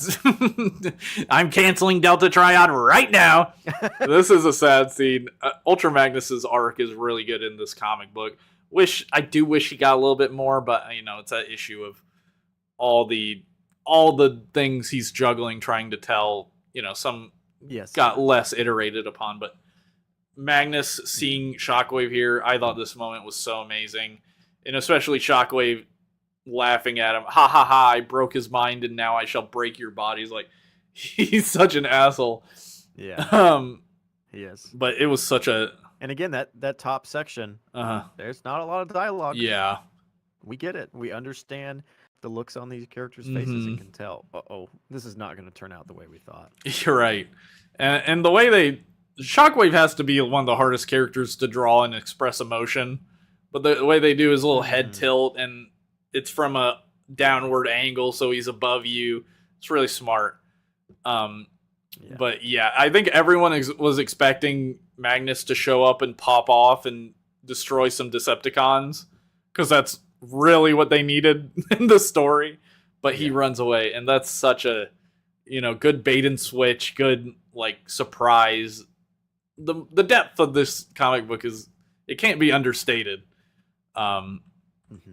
But this is what you requested. This is Optimus murdering Shockwave, just crushing his head in his hands. Yeah, this is... Honestly, I think just the top portion of this page is what makes it so well. Yeah. I mean, I know people still to this day are upset that Shockwave died so early. Again, it's comics. He'll come back. Come back at some point. Yeah, he'll come back. But seeing Optimus just fully lose it and kind of go back to his old self that we've been told about so much, and just seeing Shockwave's head just become Nothing, little yeah. dust. Yeah, nothing is so amazing. And then seeing Cliffjumper be almost kind of horrified because, sure, we think about Transformers and yeah, they're enemies, but I just imagine if you and your buddy are fighting a guy out at the pub one night and your buddy just squashes him. Right. You'd probably be like, whoa, hold on a second, man. And then Alita comes in and she's like, oh, sweet, awesome. I'm glad to have you back. Yeah. I'm just like, oh my goodness. This This is Optimus she wants. Like, she has become yes, the old version of Optimus, or she always was. We don't really know what she's like before the war, but yes, this is, and yeah, it's like he's like Optimus because that's not what Optimus teaches Bumblebee, or sorry, Jesus, teaches Cliffjumper. It's Red Bumblebee. It's he's teaching a different way. That's an implication of all the Autobots on the Ark, I guess, is that they went with Optimus because they didn't want to participate in the fighting anymore. Is what I understand. I don't know if that's 100% true. Like in the original show, they leave to get away from the Decepticons, and the Decepticons chase them. So that's actually something that is talked about between Alita and Cliffjumper far later. Is that she sees Optimus as a coward for leaving Cybertron, and Cliffjumper corrects her and saying, no, he's not a coward. He just understood that Cybertron was lost and the war would never end. Yeah. And so he made the decision we have to find a new way. Sadly, the war follows him. Yeah. That's what happens. Yeah. I think Cliffjumper full sail believes in Optimus's vision, which is cool. I think most of the Autobots do, which is interesting. I mean, at least there's different factions of Autobots, right? There's the Cybertronian ones that are way more hardcore, like Blue Streak, and then there's Optimus's guys. So yeah, this was a crazy scene. Shockwave will definitely come back. Shockwave is easily the easiest Decepticon to explain. He uploaded his consciousness somewhere. He'll be back. Don't even worry about it, bro. He's got a bunch of clones or something. Definitely. He's got a whole haul of clones. This scene... bruh. This scene... This is where I'm like, okay, if you still hate Alita, you're so stupid. You're so dumb. Because she is making the most compelling argument here. She's moved on from anger. It's clearly grief. You can see the pain of the war on her face in these scenes. And Optimus he has to do what he has to do. It's a complete impasse of ideology here. And of course, they're never going to agree. This one scene where she says, I need you, and the white background, it powerful scene. I was expecting a big fight scene with Shockwave at the end and, kind of wrap things up that way. But the way he's able to give these emotional finales to these runs, 6-issue runs is usually how comic books work. It's really, it shocks me every time. It's so impressive. And Optimus is not even looking at her in this scene. He's looking away. Yeah. It shows how much pain and how much struggle he's going through.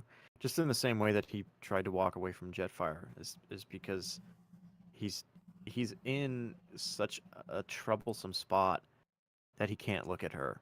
And there's something else on this page that Corona does a lot in his artwork in general and in Transformers, and that's that Alita's eyes are completely covered in shadow. Yeah.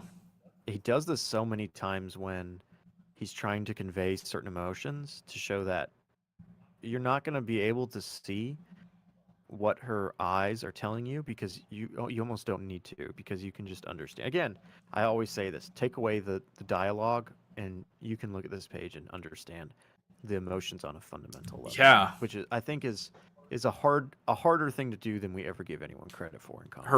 Her body language, normally she's prim, proper, she carries herself with confidence, but here she's just broken and her true self weeping down. Yeah, it's just a fantastic panel, man. I think this is the only thing I captured from the Starscream issues was Omega Supreme flying above them. I assume this is Omega Supreme. They just call them the Guardians, but I assume this guy would be Omega Supreme. I don't see why he wouldn't be. Yeah. But yeah, obviously this scene comes in way later in a way I wasn't expecting. I was honestly not expecting any of this to come really into play again. But the way it does is incredible, and this scene is incredible. Thank you, Critical Ox, for becoming a member. Appreciate you. Yeah, oh my God, no way. Yeah. Thank you for becoming a member. How big and pretty he is. He's so big. He's so big and wonderful. But yeah, this is a great panel. This artist is Jason Howard, who did these 2 issues, I think. Which I like his art style. I understand why they had to fill in artists for a couple issues. It's smart. But this, Yeah, and he does also the character variant covers. If you ever seen those, yes, white the Dead covers Bumblebee, with he the did characters that. on it. Yeah.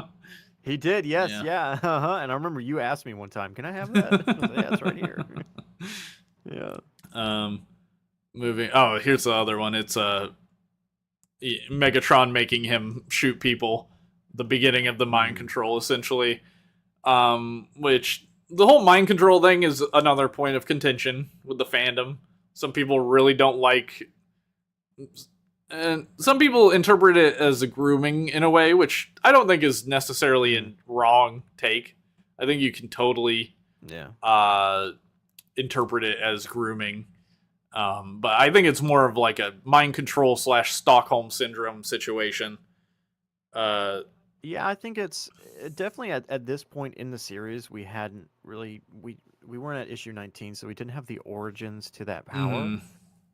I think that's for a good reason, because at this moment in the series, all we knew of Megatron was from Genvo, and it was this idea that there's somebody out there that's speaking so movingly about saving Cybertron that we're going to follow him no matter what. And so you're kind of like, oh man, Megatron is like an actual revolutionary. And then when you get to this, you're like, oh, he is, but there's some sort of like forcefulness to his revolutionary ways that you kind of almost go from, oh man, Megatron, maybe he's the good guy. And then you're like, ooh, no, there's something truly awful and evil about him. Yeah, we really don't know about how the war started or what. I mean, I guess the Decepticons would be a clan ? I don't even really know. But, Possibly, yeah. But yeah, the Megatron's influence and power is kind of crazy. And just the way it works, it's an interesting spin on the Starscream using Megatron as a gun thing. Yes, yeah. And an interesting one. I'm glad they went this route. I think it's an interesting take. I'm interested to see where they bring it, especially if Megatron is gonna like get a new. This is a stream raid. Hello, Fire Brothers. Thank you for raiding the stream. You came to steal my Energon? Bruh, back up. That's my Energon. Whoa, hold on. I need that. But yeah, I love this the Starscream and Megatron dynamic.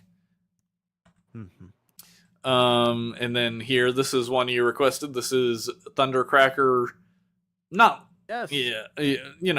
Being more human doing the right than thing. most Decepticons. Yeah. And this is the page, the section that I always turn to when people tell me that Thundercracker quits the Decepticons. And I always say, no, he doesn't quit the Decepticons. Thundercracker is still a Decepticon in his spark, I truly believe. This is to show that there is a culture to the Decepticon faction, that there's more to it than just, we're bad guys, we're going to steal energy and squash humans. There's more to it than that. This is truthfully, in at least Thundercracker's understanding of the Decepticon way, wrong. Yeah. And you kind of see it as well, because even Soundwave kind of knows that it's wrong. He's like, earlier on when they're attacking the USS Henry Harrison, Thundercracker lets the humans go, and Soundwave's like, no, we got to kill him. Thundercracker's like, they haven't done anything. And Soundwave agrees. He says, you're right. They are innocent. But we got to kill them because they're going to send people out after us. And it's the beginning of that conflict. And this is kind of where it gets into it, where Thundercracker's looking at it and he's like, this is incorrect. This is morally incorrect, not just from my own character, but for the Decepticons to do. Hmm. And it's so important. I think people pick up on that rather than saying, "Oh, Thundercracker became an Autobot here." No, no, he didn't. He is a Decepticon.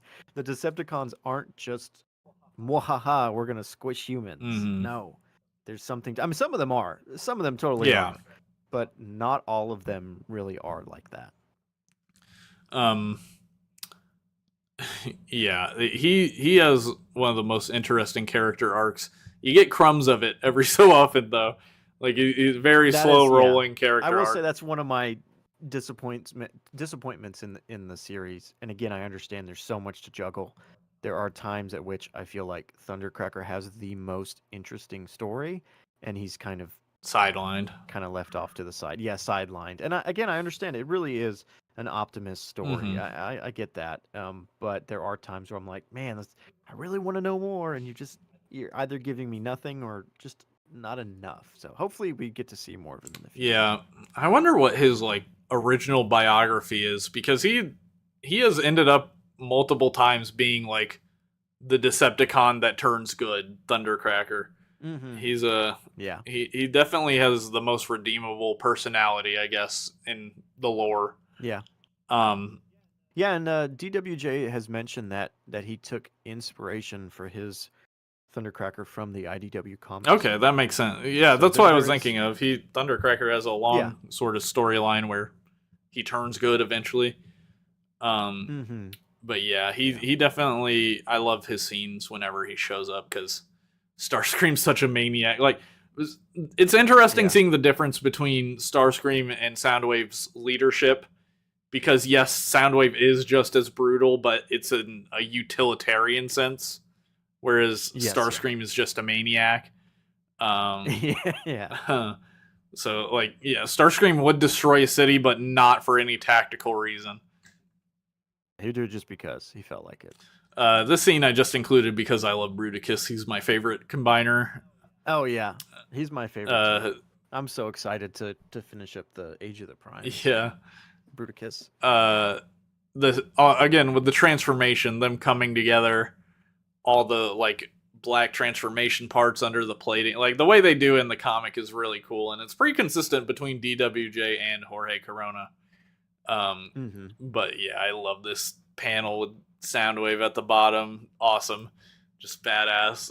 I love how quickly they got into combiners as well. It could have totally been something where it's like they got to explain the lore or whatever, but no, they just do it. It just happens. Devastator just shows up, and it's awesome. I'm gonna be honest. I've never really liked the whole explaining the combiner process. I'm okay with it. Yeah, I'm okay. I think it. I mean, again, I like lore. Right. I don't need to know why they do it. I would like to know, like, are they all thinking at the same time? Are they thinking in unison? Because when they're Bruticus and Devastator, I think they refer to each other with they them pronouns. Like, yes, Devastator is being rude. They are hurting me or whatever. You know, they say something like that, and so when they are Bruticus, they are of all. Yeah, right. Like they also act like children a lot, which is very funny. Which I love. Yeah. The Bruticus and the Devastator Combaticons fighting is really fun. Yeah, the Combaticons in general are such a treat when we get little hints of them here and there, like back in Volume 2. You're right. What is it? Onslaught is hanging out with Brawl. Brawl is totally dead, or at least offline. Yeah. And he's just sitting there twiddling his thumbs with his legs crossed. I love it because they're my favorite Decepticons, and they're just like regular people in this comic. They're just there. They're awesome. And the whole Combiner Wars little story arc they had for a couple issues was really fun. Seeing them fight and just pure, unfiltered destruction of a city. Like, truly something you can only get away with in a comic book, showing all this destruction and, in such detail. It's so awesome. Would you say Shredhead is non-binary because they are literally 5 people? I don't know. I guess it depends on, like, I would ask a non-binary person, because I don't really know if, like, being literal different people and being non-binary is the same. I think they use they them pronouns because of that fact, but I don't know if I would count that as non-binary or not. I really, I'm not I'm not educated enough. I don't think it's a. I would say I don't think it's something that was necessarily thought out. Yeah. Not in a bad way. They do use they them pronouns for Shredhead. My interpretation is because they are multiple sparks, and because if there is a gender that is to be assigned to the character, it has not been decided by the character yet. Yeah. That's how. Yeah, they might decide their gender in the future or something like that. It's a possible storyline. I don't know, but I think I'm inclined to think it's the same reason Devastator and Bruticus say they them is because they are literally multiple people. But if a non-binary person wants to see representation in Shredhead, I say all more the power to absolutely.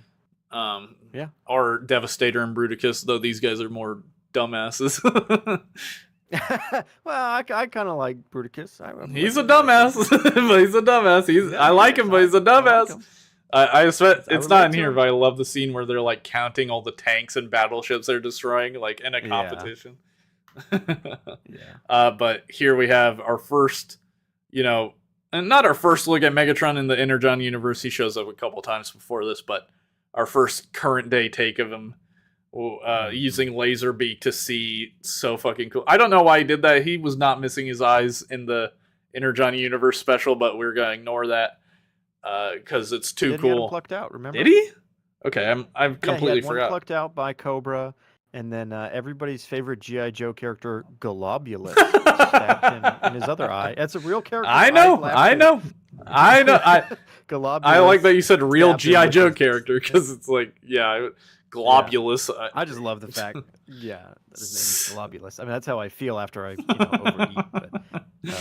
But he did. And I think that this panel is. It may not be as popular, but I feel like this rivals. It's the equivalent to going on the offensive. Yeah. Yes. It's equivalent. Yeah, because there's already so many third-party kits to do this, to have a laser beak in the water.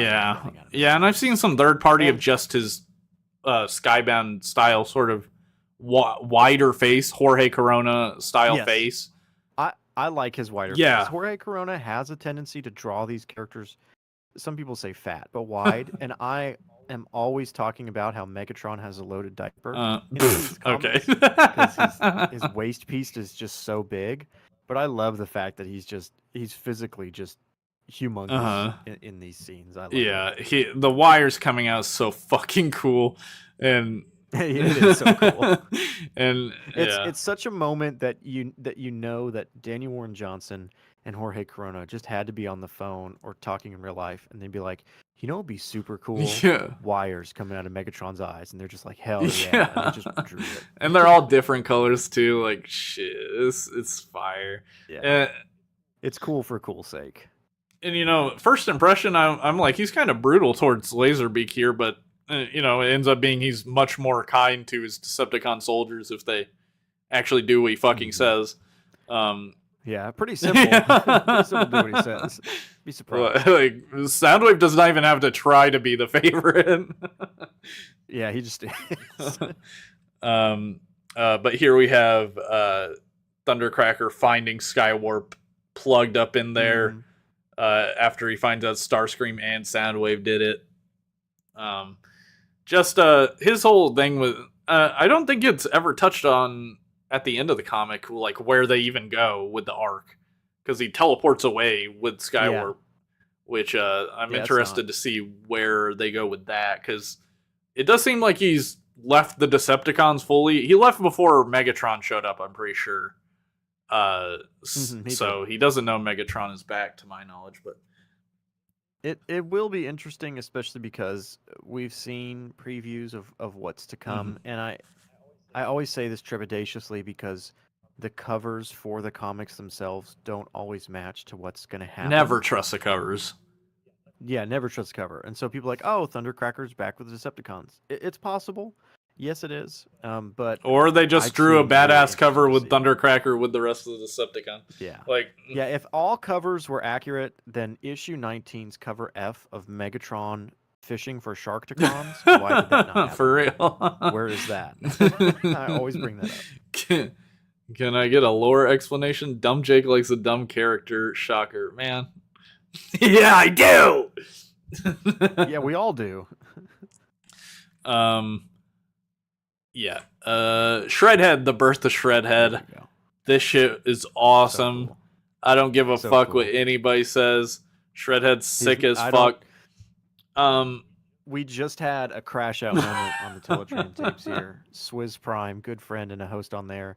I kind of I didn't mean to. I accidentally goaded him into answering a question we saw on the TFW 2005 forums where they said Shredhead is just a self-insert. Yeah, and the answer to that is, yeah.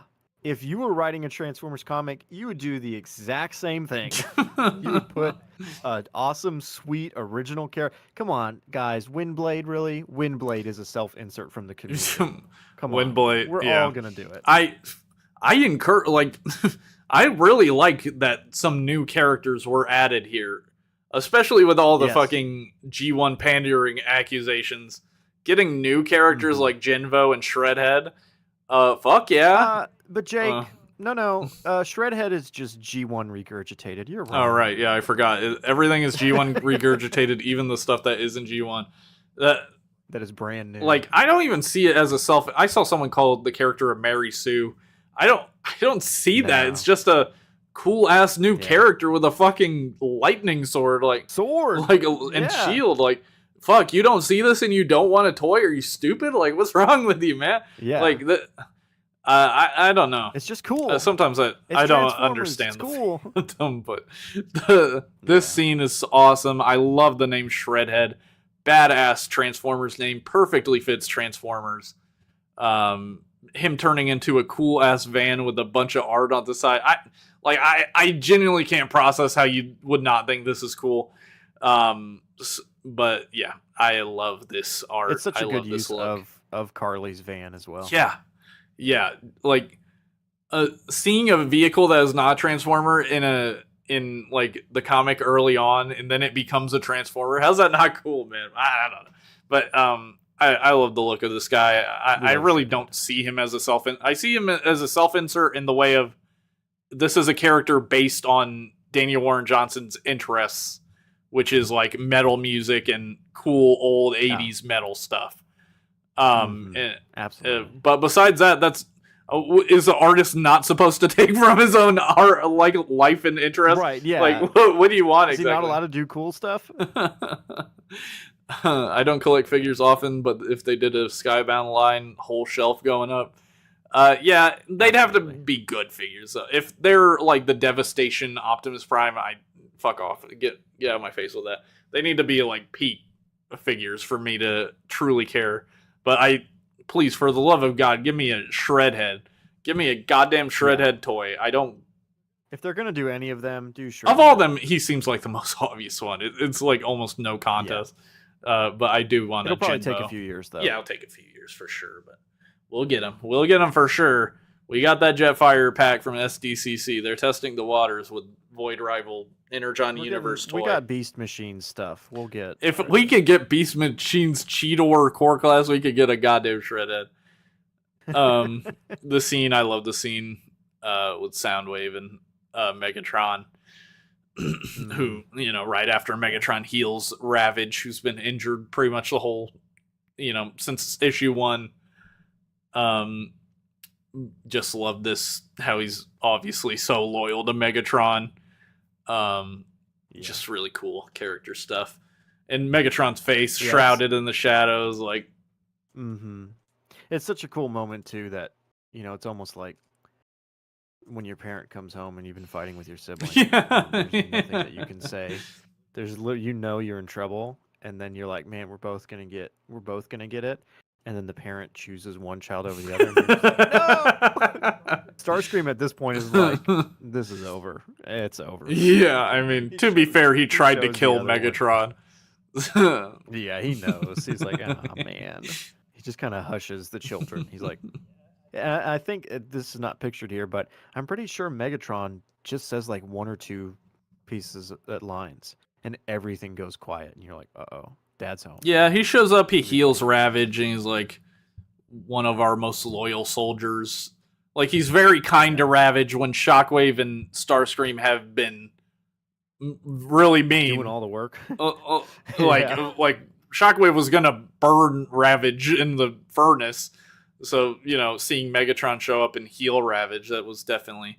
All three of the leadership Decepticons all have very different styles. It's really interesting. Mm-hmm. Don Megatron. Yeah, he's definitely like a Mafia Don in this panel. He's got that drip.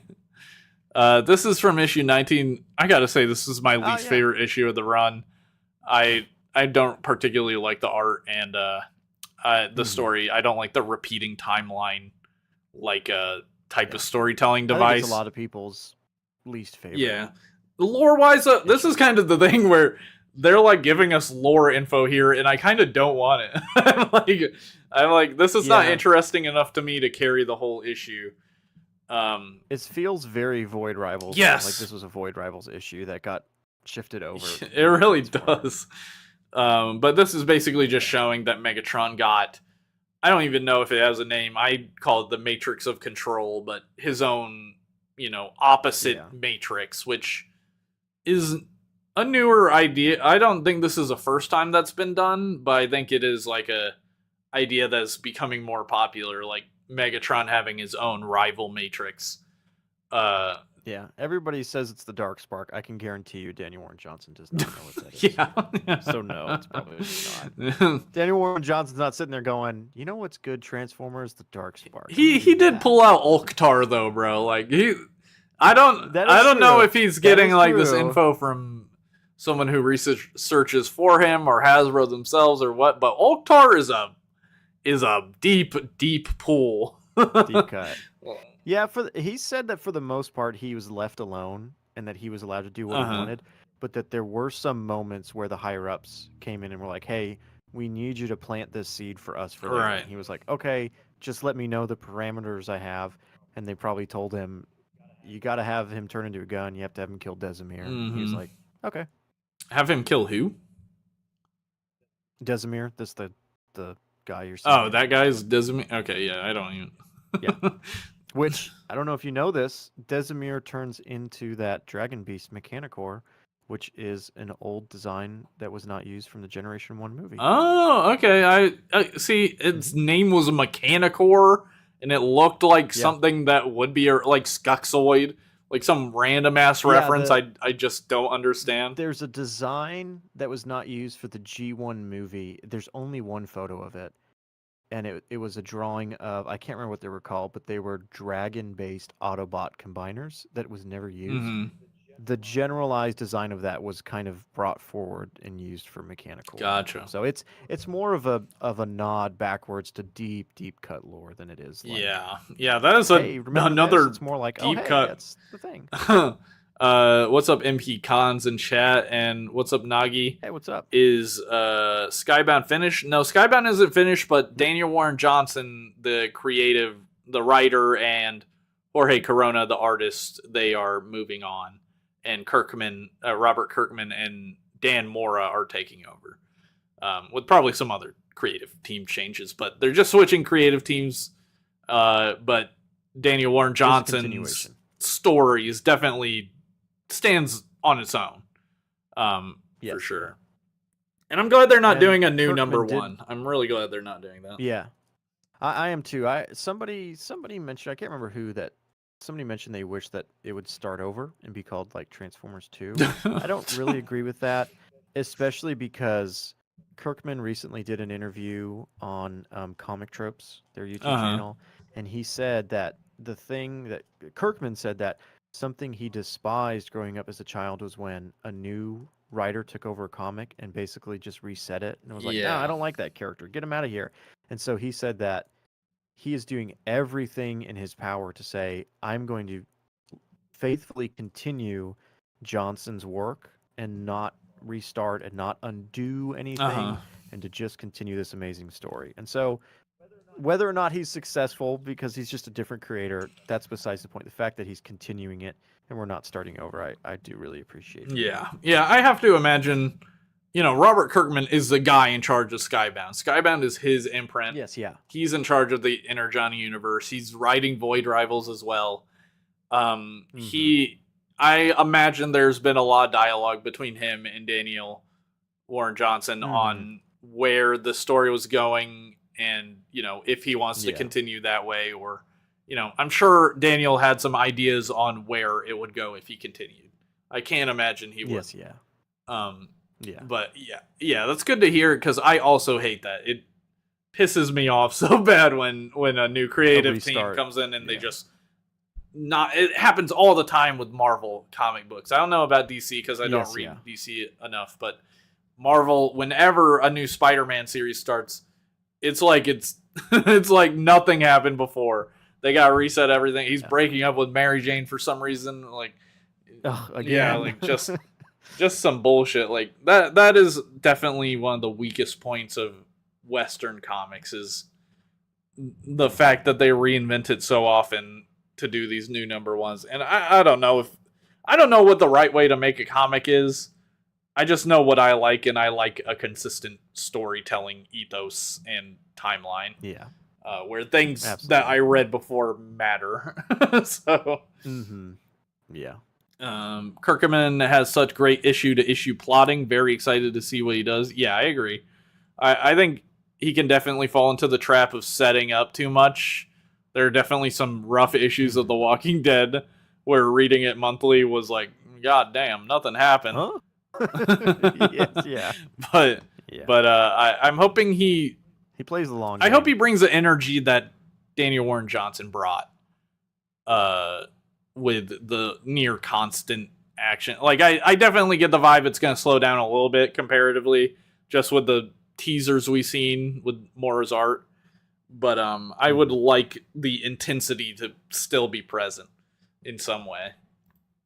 But yeah, I'm excited to see where they take it.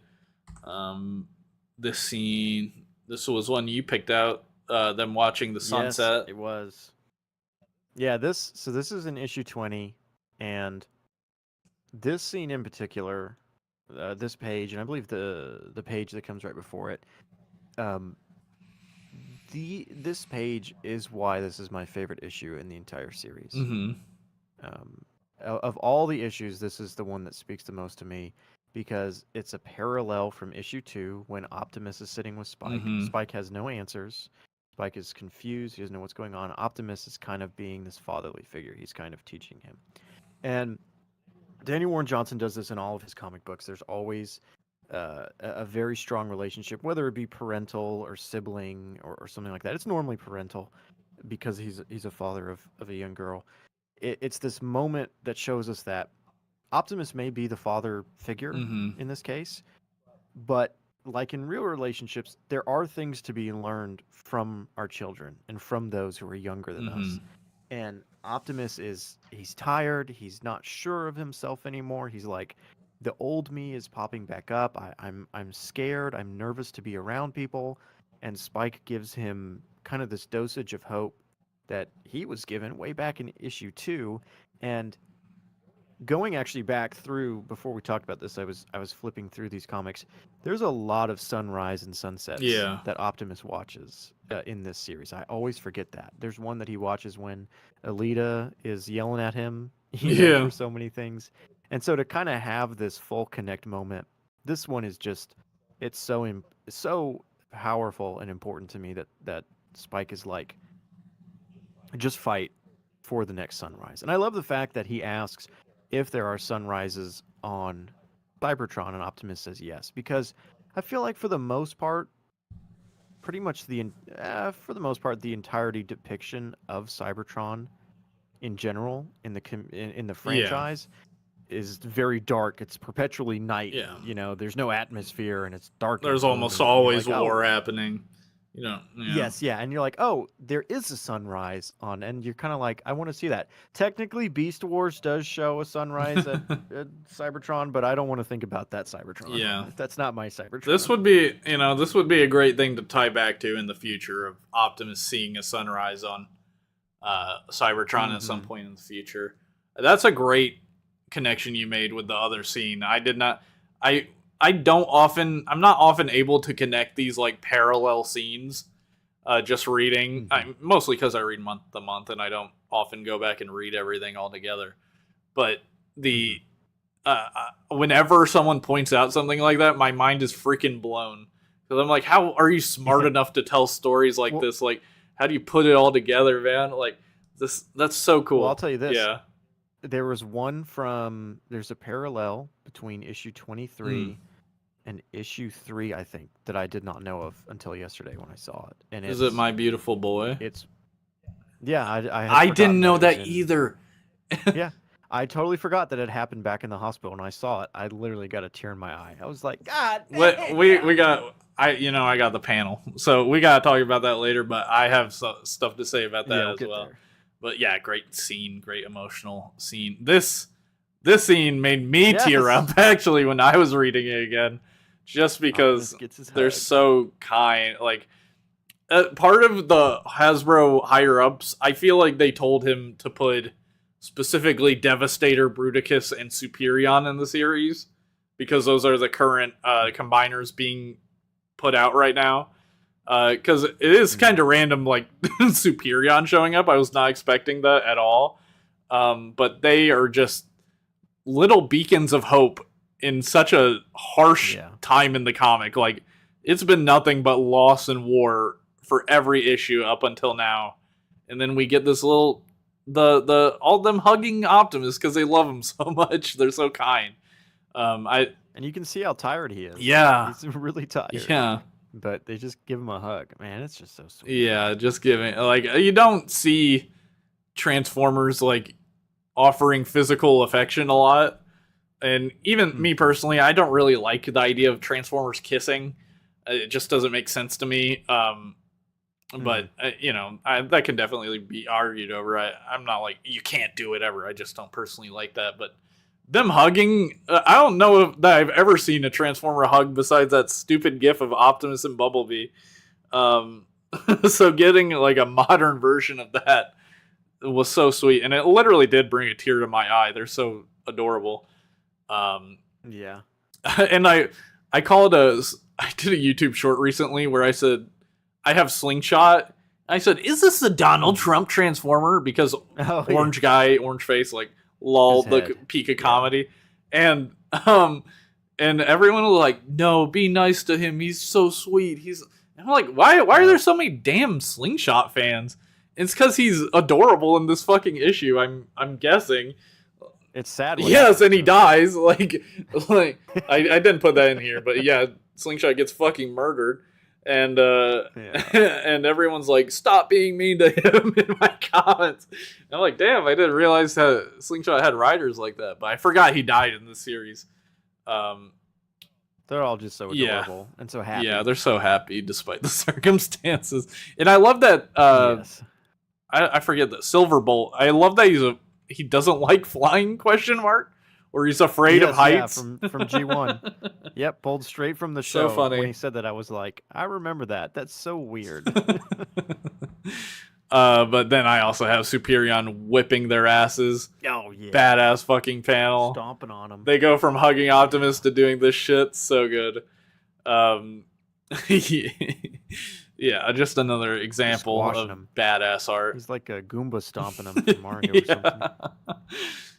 something. This caused a lot of conversation as well, where Cliffjumper kicks Shredhead into the portal, sending I think Earth. We all saw this coming. I did not. I mean, it's obvious when you read it back, but I was like, okay, I guess this makes it. To me, it makes total sense. Shredhead would stay and Cliffjumper goes because they need Shredhead so bad. That's fair. And I do personally think this is such a selfish move by Cliffjumper. I don't think it's wrong. I don't think he's evil for it, but I do think it's undeniably selfish. And I said that on Twitter and people were mad at me a little bit about it, but how dare you? But it's like, god damn, Alita can't catch a goddamn break. That what have you done? that came from her whole fucking soul, because Shredhead is shown to be massively powerful. They're like insanely powerful. So losing Shredhead, and because Cliffjumper's doing it to save a human girl that Alita doesn't even know or care about, like, you know, I cannot. It's another Alita. Can't be mad at her situation. I can't be fucking mad at her for being mad. We would totally understand it in this situation. And I don't think we see Cliffjumper after this, so I'm interested to see where he lands, what's going on with him, if Alita's gonna like fucking execute him or something, because damn, that's a pretty big fuck up for Alita's whole thing. Yeah. Very interested to see what happens with him. Kirkman's Battle Beast is so good right now. I haven't read that. I've heard it's good though. I've only watched Invincible, so I'm not like, I feel like Battle Beast is for people that have read the whole run, but I could be wrong. I don't know. But this is the scene you really wanted to have in here. Megatron finding the dead deer. This scene was like, what the fuck? Yeah, I did not expect this. When I turned the page, I was like, I'm sorry, what are you doing? Yeah, I thought we were done with this. Yeah, and I ended up never even. I didn't do a video on this. A good friend of the channel, Moonbase3, did a video dedicated on this, and he said it so expertly that Megatron's not disgusted by Earth or by the deer or by organic life. He even calls Earth a beautiful planet. Yeah. He even almost kind of revels in it. What he's disgusted by is the fact that Optimus would take the time to bury the deer, when what Megatron would rather do is to just step over it to move on. And so I think a lot of people see Megatron as like, oh, he hates humanity. No, he doesn't. He almost doesn't even care. Yeah. He despises the fact that Optimus does care, and that he's not willing to just crush anything in the way to save his own people. And so that's kind of the disgust here. And I also love the fact that, you know, Megatron digs up the deer and throws it, and he's like, I can't believe Optimus would care for such a small thing. And you've got Soundwave in the back like, probably thinking about his Ravage. Like, uh-oh. Yeah, but I sure am happy Ravage is back. Otherwise, but he's the ultimate yes man, a fool's gesture, my lord. Yeah. Absolutely. Yeah, he's just like, absolutely, Megatron. Yeah, I can't stand that. Yeah, it is interesting how Soundwave definitely displays some signs of weakness that Megatron would arguably hate regarding his cassettes. But yeah, that he gives so much care to them that they would almost get in the way of a more ultimate goal. And I think it's not said on the page, but I think we can infer that Soundwave definitely, maybe that's why he stays in line, is because he too is a little scared of Megatron. I think all the Decepticons are. That must be the only way he rules them, is proper fear. I mean, some of them truly believe the strong crushing the weak thing, but like, this fucker is scary. Believe in his rhetoric. Yes, yeah, and it's a great parallel, because that's ultimately why Megatron loses and why Optimus succeeds, because Optimus gains strength from his family, and Megatron despises the idea of family. Very Fast and Furious feeling. Yeah. Optimus is Dom Toretto. When I first... Thank you for clarifying. I just want to make sure everybody knew. And Megatron can be the Jason Momoa bad guy. Sure, one of them. Jason Statham or Momoa. Yeah, one of the Jasons. This scene, when I first read it, I was like, this is ridiculous. I think metaphorically it's a great scene, but it's like, he really went and found the deer and dug it up. Yeah, that's wild that he just happened to be in the same spot. Yeah, you're like, oh my god. Well, they explain it that they're like tracking him, but they track really old tracks, and that's a clunky explanation, but they really want to do the scenes clearly. Again, I love the Megatron face, like the wideness of his head. Something about it just works for me. He's so imposing. Yeah. I love this scene. I think you asked for this one. All the humans thanking Optimus. Yeah, this is such. I mean, this whole series is, but this in particular is such a Daniel Warren Johnson moment in a comic. to have all these characters here paying their respects, and especially that bottom portion of the page where you don't get to hear their full confessions, but that's because you don't need to. You just need to know that they're there. And yeah, this is what the second, third time Optimus has almost died. But having the humans here kind of as a full circle moment to be like, hey, you saved my life, you saved my family. It is just such an impactful moment that that really was very special to me. Yeah, it's really. I love this scene as well. Reading it, it's like, God, of course, this is such a perfect scene to have at this exact moment in the comic book, because they do save a lot of humans throughout the series. A ton of humans fucking die, probably more than they save, but they do save a lot. They make a point to, and seeing it pay off in this way with these humans thanking, like, Optimus Prime to so many people is this figure that he's like something to look up to as a fictional character, right? Like same way with Spider-Man and Batman and stuff. He's someone to look up to. So having literal humans walk up and say thank you for saving me, like it's really perfect, and it almost represents the fandom in a way. You could read it like that if you wanted to. So yeah, I love this scene. It's so incredible. One of the 100 incredible scenes. Yes, yeah. Let's go. Yeah, this is Ultra Magnus coming. I kind of did not grab any of the snips from him being captured or him being tortured. That's fine. I think this is the culmination of it. Yeah. But Ultra Magnus coming back, briefly leading the Autobots, which I like as a little bit of a reference to the movie, where he takes over for a bit. But yeah, this final charge and this big ass 2-page spread battle scene between all the Decepticons and Autobots, so fucking good. I just noticed that Rumble looks a little bit bizarrely big. Well, I mean, and also again, look at Megatron's hip skirts. He's huge. Yeah, but he's wide. Dude, that motherfucker is wide. I believe that.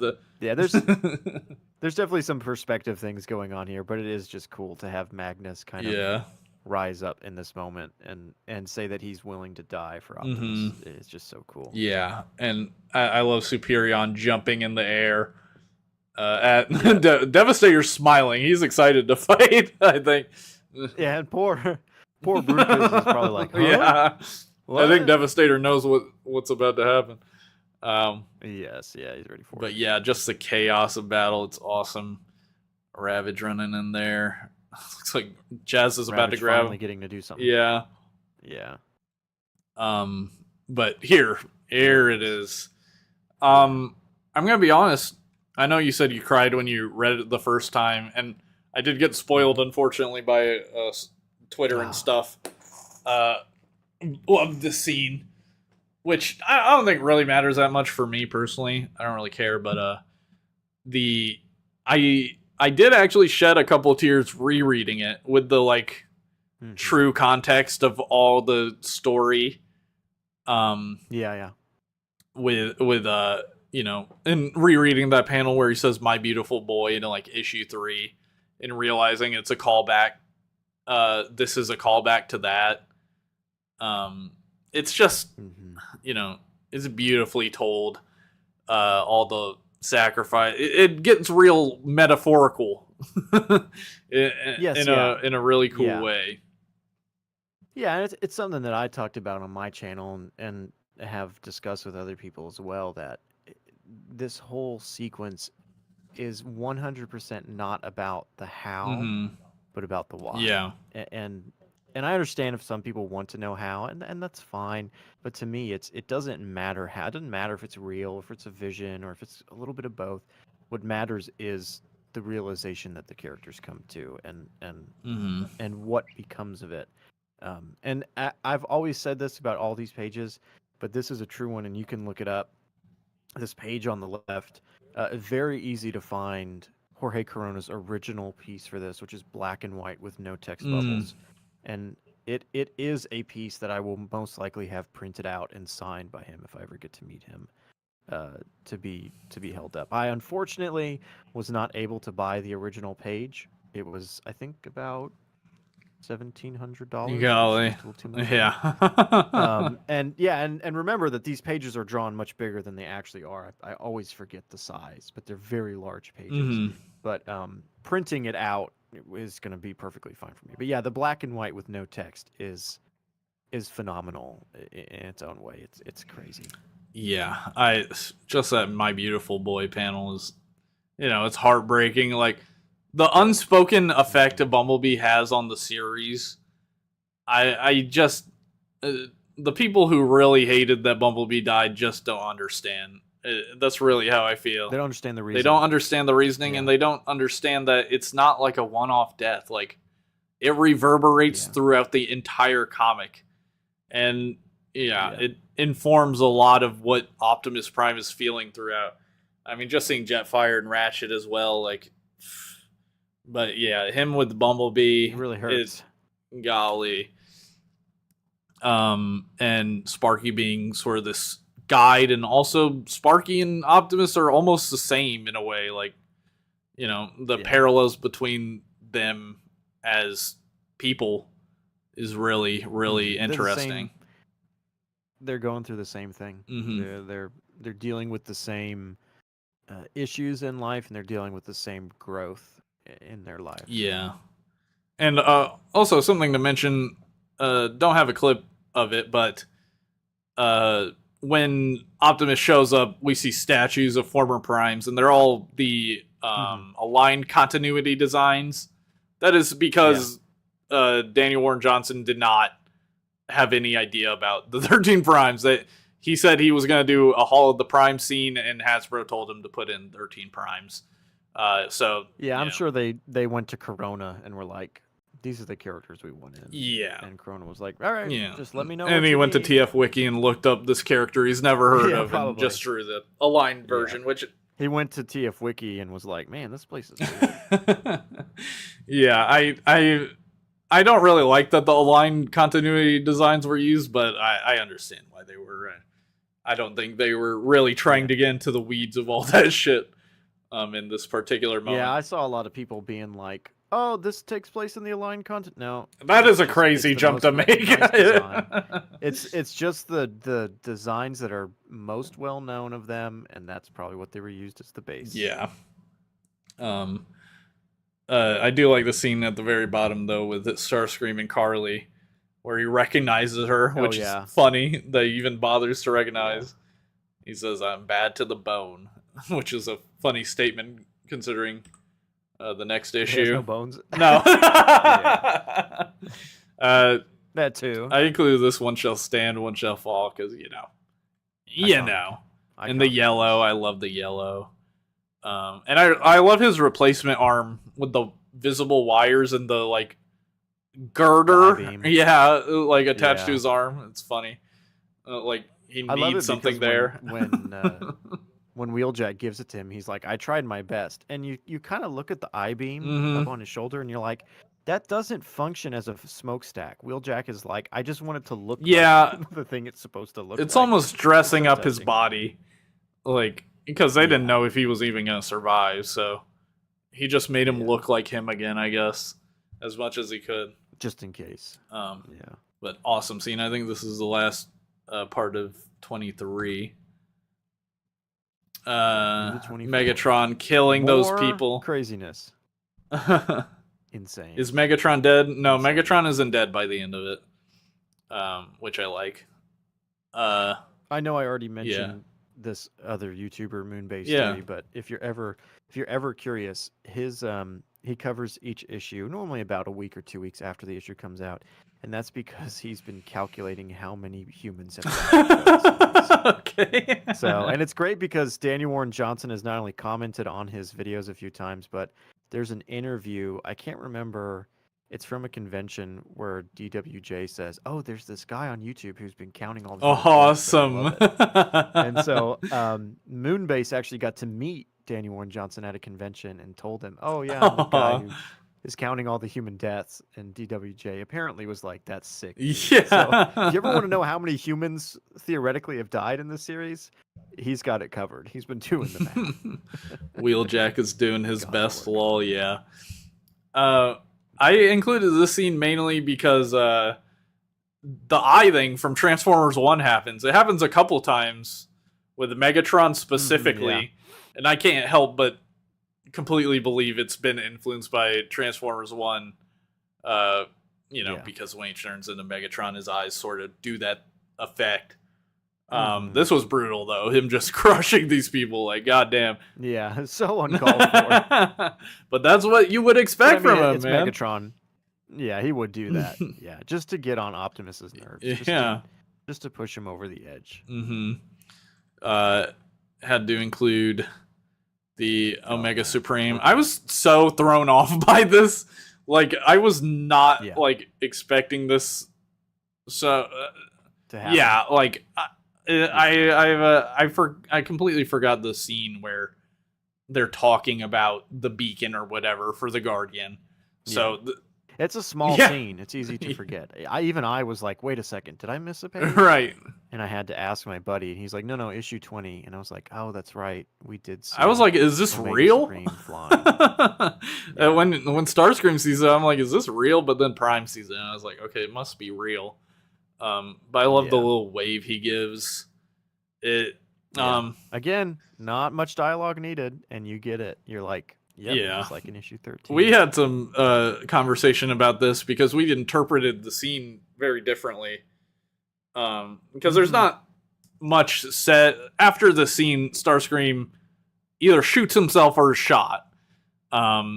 His like whole face off. He tries to kill himself basically. And so there's definitely been some conversation about it. This is another. I don't think it's contentious, but it's definitely something that's brought up discussion. Like, is Starscream redeeming himself in this moment when he kills himself? I personally don't think so. I think more so he's been Stockholm Syndrome so bad that he's completely lost who he was in the first place. You know, partially due to mind control, partially due to the eons of violence. And the shock of seeing Omega Supreme like he did all those years ago brings him back to his Oktar original personality for a second. Not even his personality. His eyes turn blue for a second. But I don't think his like literal like I'm not evil in this 1 second. It's more like he remembers. Yeah, he's not redeemed. He remembers who he was before. Is how I read. Yes, yeah. And it is funny. My video on this, I would say a good 90% of the comments were, yes, Starscream is redeemed. And I was like, do people really That's crazy. Do they think he's redeemed? So then I ran a poll. on my channel, and there were 3 options. Is Starscream redeemed? It was yes, no, and it's complicated. And it was like 98% said no, he's not. And I'm like, which one is it? which one is it? I don't think he's redeemed. I think, like you said, there's a moment of clairvoyance where he remembers who he is. But that, this one single action doesn't absolve him of his sins, but it is a moment of, oh, I used to be somebody else, and something needs to be done about that. Yeah, and he takes that moment to, try and end his suffering, essentially, is how I read it. Which I didn't quite understand it the first. This is another moment where I didn't quite understand what was happening. Because they don't show. I'm assuming Hasbro did not want to show a Transformer trying to kill themselves. Is the only thing I can think of as to why they don't show it. I think it's almost more poignant to show it from a distance if it is true that he shot himself, which it does seem like. Yeah, yes. I'm more on the fence than most people, but I can go either way. Yeah, is it that you think Megatron shot him? Is that the... So I kind of sit in the middle, because originally it was yes, and then we did our live show on Teletran Tapes, and everybody's response was, well, Megatron can't shoot himself as a gun. He needs somebody to pull the trigger. And that is a good point. I didn't even think about that. Yeah. That being said, he could also just control Starscream to shoot himself. I understand both ways. I 100% understand both ways. I guess in my mind, I'm undecided until we see more. Perhaps. Sure. I do think that the people who read Megatron's simple dialogue of screaming no at when we see Starscream's face, the people who said that is Megatron lamenting Starscream are completely wrong. No, that's crazy. Megatron He does not says lament he Starscream. says he's Yeah. a useless vessel. He should have never Yes, trusted. yeah. So for me, it's either one. He's of saying these two. no. It's In my either- mind, the way I read it, it's like bad dog. he's saying no. You ruined my plans. You ruined what I was gonna do. Yes. I was gonna kill Optimus, and you ruined it. That's how I read it. Right. Yeah. Because Starscream is constantly ruining his plans to kill Optimus. Remember, Starscream's like, "I'll kill him for you," and Megatron's like, no, Yeah, like no, Megatron I want to make it flashy. clearly wants to do it a very specific way. He's doing all this rigmarole, Yes. like Daredevil, Yeah, Punisher he's very showboaty. style. Either I shoot them or I shoot both of them or whatever. Like, Yeah, he's constantly talking about teaching him a lesson. I'm like, dude, just. and kill he's. him, bro. I think that makes sense for this version of Megatron. He's a control freak. That's his. He's Yes. got the matrix of control. Like, he wants everything to Yeah. go his way. So when when Starscream defies him and shoots himself, that ruins everything for him. And obviously, Shredhead shows up and beats his fucking ass. So fucking awesome. Which is so sweet. You shall so not. cool. Just so. It's such a cool. It's such a cool pose too. Mhm. Like he just slid by him Yeah. with the sword up, and Megatron is just exploding by. It's such a cool scene. Yeah. And I would combat anybody who says that Shredhead defeats Megatron. Shredhead does not. He helps Optimus. He definitely stops Megatron at least. He's a reason why Megatron loses, but he didn't kill Yes. Megatron. If he KOs Megatron, that's one thing, but he just damaged him. He's literally alive by the end of the fucking issue. Yep. But fuck, this panel is so fucking awesome. The Autobot symbol Make on a his poster for shoulder. somebody. Yeah. Just one of many awesome. And then this is, of course, the final scene where they're talking about the small light, but still mighty. Mm-hmm. Yeah. I can't believe that Carly said that to Optimus. It's so rude. Like that. Bro, don't say his light looks small. It's average. Bro, the light's gonna grow. Yeah, it's gonna grow. It's average, bro. You're just staring at it. It's not gonna grow if you stare at it. Yeah, no, a story here. Myself and Swizz Prime, we Swizz always stays up till midnight to read the Right. issue. And I do sometimes. And I decided, Final this is issue, 24, gotta. I might as Uh-huh. well. And how do I say this? There are places to get HD scans of this Right. comic. I won't say where. And those places normally at 12:01 have HD scans, Mhm. and none of them did. And so he and I were in a Discord call and we were talking. And I thought, you know what?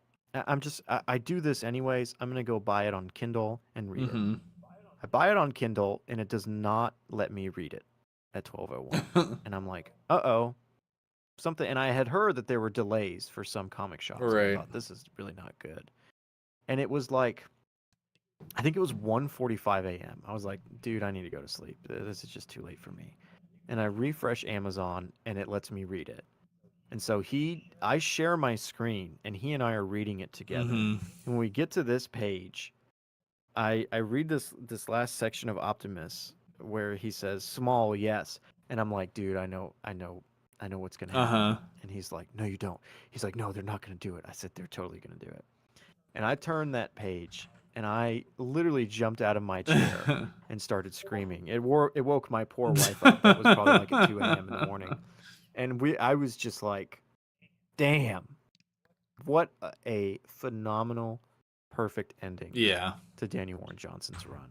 I could not have thought of anything better. It's just, small but minty. Small but minty. Minty, yeah. Yeah. I love how it switches to Sparky for a second and then to Spike. Just so good. And the fact that the Matrix is coming back to life is, that's it's a new age. Yeah. Yeah. I really like the way this ended. It ended in a way to me that is perfect. Mrs. Tryon says he always stays up till midnight. Don't let him fool you. So I probably will for 25 as well. Just because yeah, it's it's new issue, man. You got it. But October October, I'm literally not going to be around. We're on vacation and doing stuff. I'm like, you know what? 26, I'm going to let the guys take care of it. It's just hard because I'll wake up like at 11:50 and be like, Transformers. Transformers over. But I mean, I still go and pick up the copy in physical format as well to do a review. Yeah. Of it. Yeah, and I'm glad. Oh my god, the support this comic has gotten has been so amazing. Mm-hmm. Like, bestseller, first issue, got many reprints. I think they're on the 13th. Jesus fucking Christ, it's so crazy. Yeah, I don't think people understand how crazy a 13th reprint is. Yeah. And I actually have issue 2. Its 9th printing just came out when issue 24 came out. And it's a beautiful cover. And it's even crazier to have the second issue have that many reprints. Because normally the first one, sure. But past that, it's incredible. Like, that is the reason they are considering turning this into a show, because comic books are not doing that, man. There's not that many some, number ones get like reprints all the time, like second, third printing. That's pretty normal for a number one. But a 13th printing, god damn, that is a testament to this comic books, popularity and just quality. Like, people want to read a story. And I talked to a guy that owned a comic shop in, golly, I can't even remember, but he was talking to me about Transformers, and he was saying, like, he has not seen comic sales like this for Marvel or DC in a long time. Like, the hype surrounding this series, like, stomped Marvel and DC. So I think, and I may be wrong, that DC has kind of caught up now with their absolute series. Yeah, absolutely. See, they're doing new ideas. They're not just doing the same old legacy character. Fucking Marvel did this with Ultimate Spider-Man back in the 2000s. They did it literally again with Ultimate Spider-Man a couple of years now, but it's risky. Like, a new universe to follow is a good fucking idea, man. When it's not mired in literally 60, 70 years of continuity. Like, reading... That's why I never recommend IDW to anybody. Yeah. Like, where do I start? And I'm like, you don't. IDW is a rough recommendation. It is for the bravest of our warriors. Don't even talk to me if you haven't done 2 read-throughs. Okay, I'll log off. And I'm joking. Now, if you've done 2 reads of it, then something's going on. You need to talk to somebody. I've done like a 2% read through. And I read a lot of comics, to be clear. Yeah, no, you got all the good stuff there. I'm joking. IDW's epic. I get along. Yeah, I love a lot of. I like a lot of stuff from IDW. People hate, like, what's his name, Star Saber, Scorponok, the Zealot take on Star Saber. I like that idea. There is a lot of cool. DC's New Gods is supposed to be good. See, but the thing is, I was reading, God, I can't remember whose run it was. I don't think it was Zeb Wells, but it was one of the recent Amazing Spider-Mans, and the lore around it might have been Slott, but the lore around it was, like, based on a comic book from, like, 1993 or some shit, and it was, like, pulling all this fucking, like, these references and stuff, and it's like, brother, I don't understand this. Like, you're trying to tell a story 90% of your reader base is not gonna get. Like, it's a complicated subject. I understand. There's a lot of opinions on comic books, but for me personally, I really like the manga. Start on issue 1 and you just read until it's over. I really like that aspect of manga. But yeah, whatever. Side tangent. But this is the end of our discussion. Basically, this is the end of the series. Ballpoint. Ballpoint. Is Ballpoint a part of the Skybound universe? Yeah, 3-hour video coming from Delta Trial. Sure. That would be a funny fucking trying to connect those two universes, because it was clearly not in the Skybound universe. Yeah. I would need some help at that point. It would be fucking funny if Ballpoint showed up in this universe, though. Like, just like a different version of That Ballpoint. would throw everything into question. You'd be like, wait a second. What have they done? But I did want to mention for issue 25 that we are still seeing Jorge Corona's art in the previews. So I personally am thinking, I've seen a couple theories. My personal theory is that the beginning of the issue is going to serve as basically an epilogue to Daniel Warren Johnson's run with Jorge Corona's art, because we see Megatron like punch Devastator for embarrassing him or something like that. He's pissed off, and it seems directly after this battle. So that's what I think's gonna happen. Some people have been saying, well, maybe the Autobots have the new clean art, and then the Decepticons have the, crazy sort of sketchy art. I personally think they wouldn't go for that. That doesn't really make sense to me, because at a certain point, Mora is going to have to draw Megatron and the Decepticons. So yeah, it would be hard to mesh them together. And we know that Jorge Corona is doing the art for what they call a side story, which I don't know if I would necessarily call Megatron a side story, but I understand their point.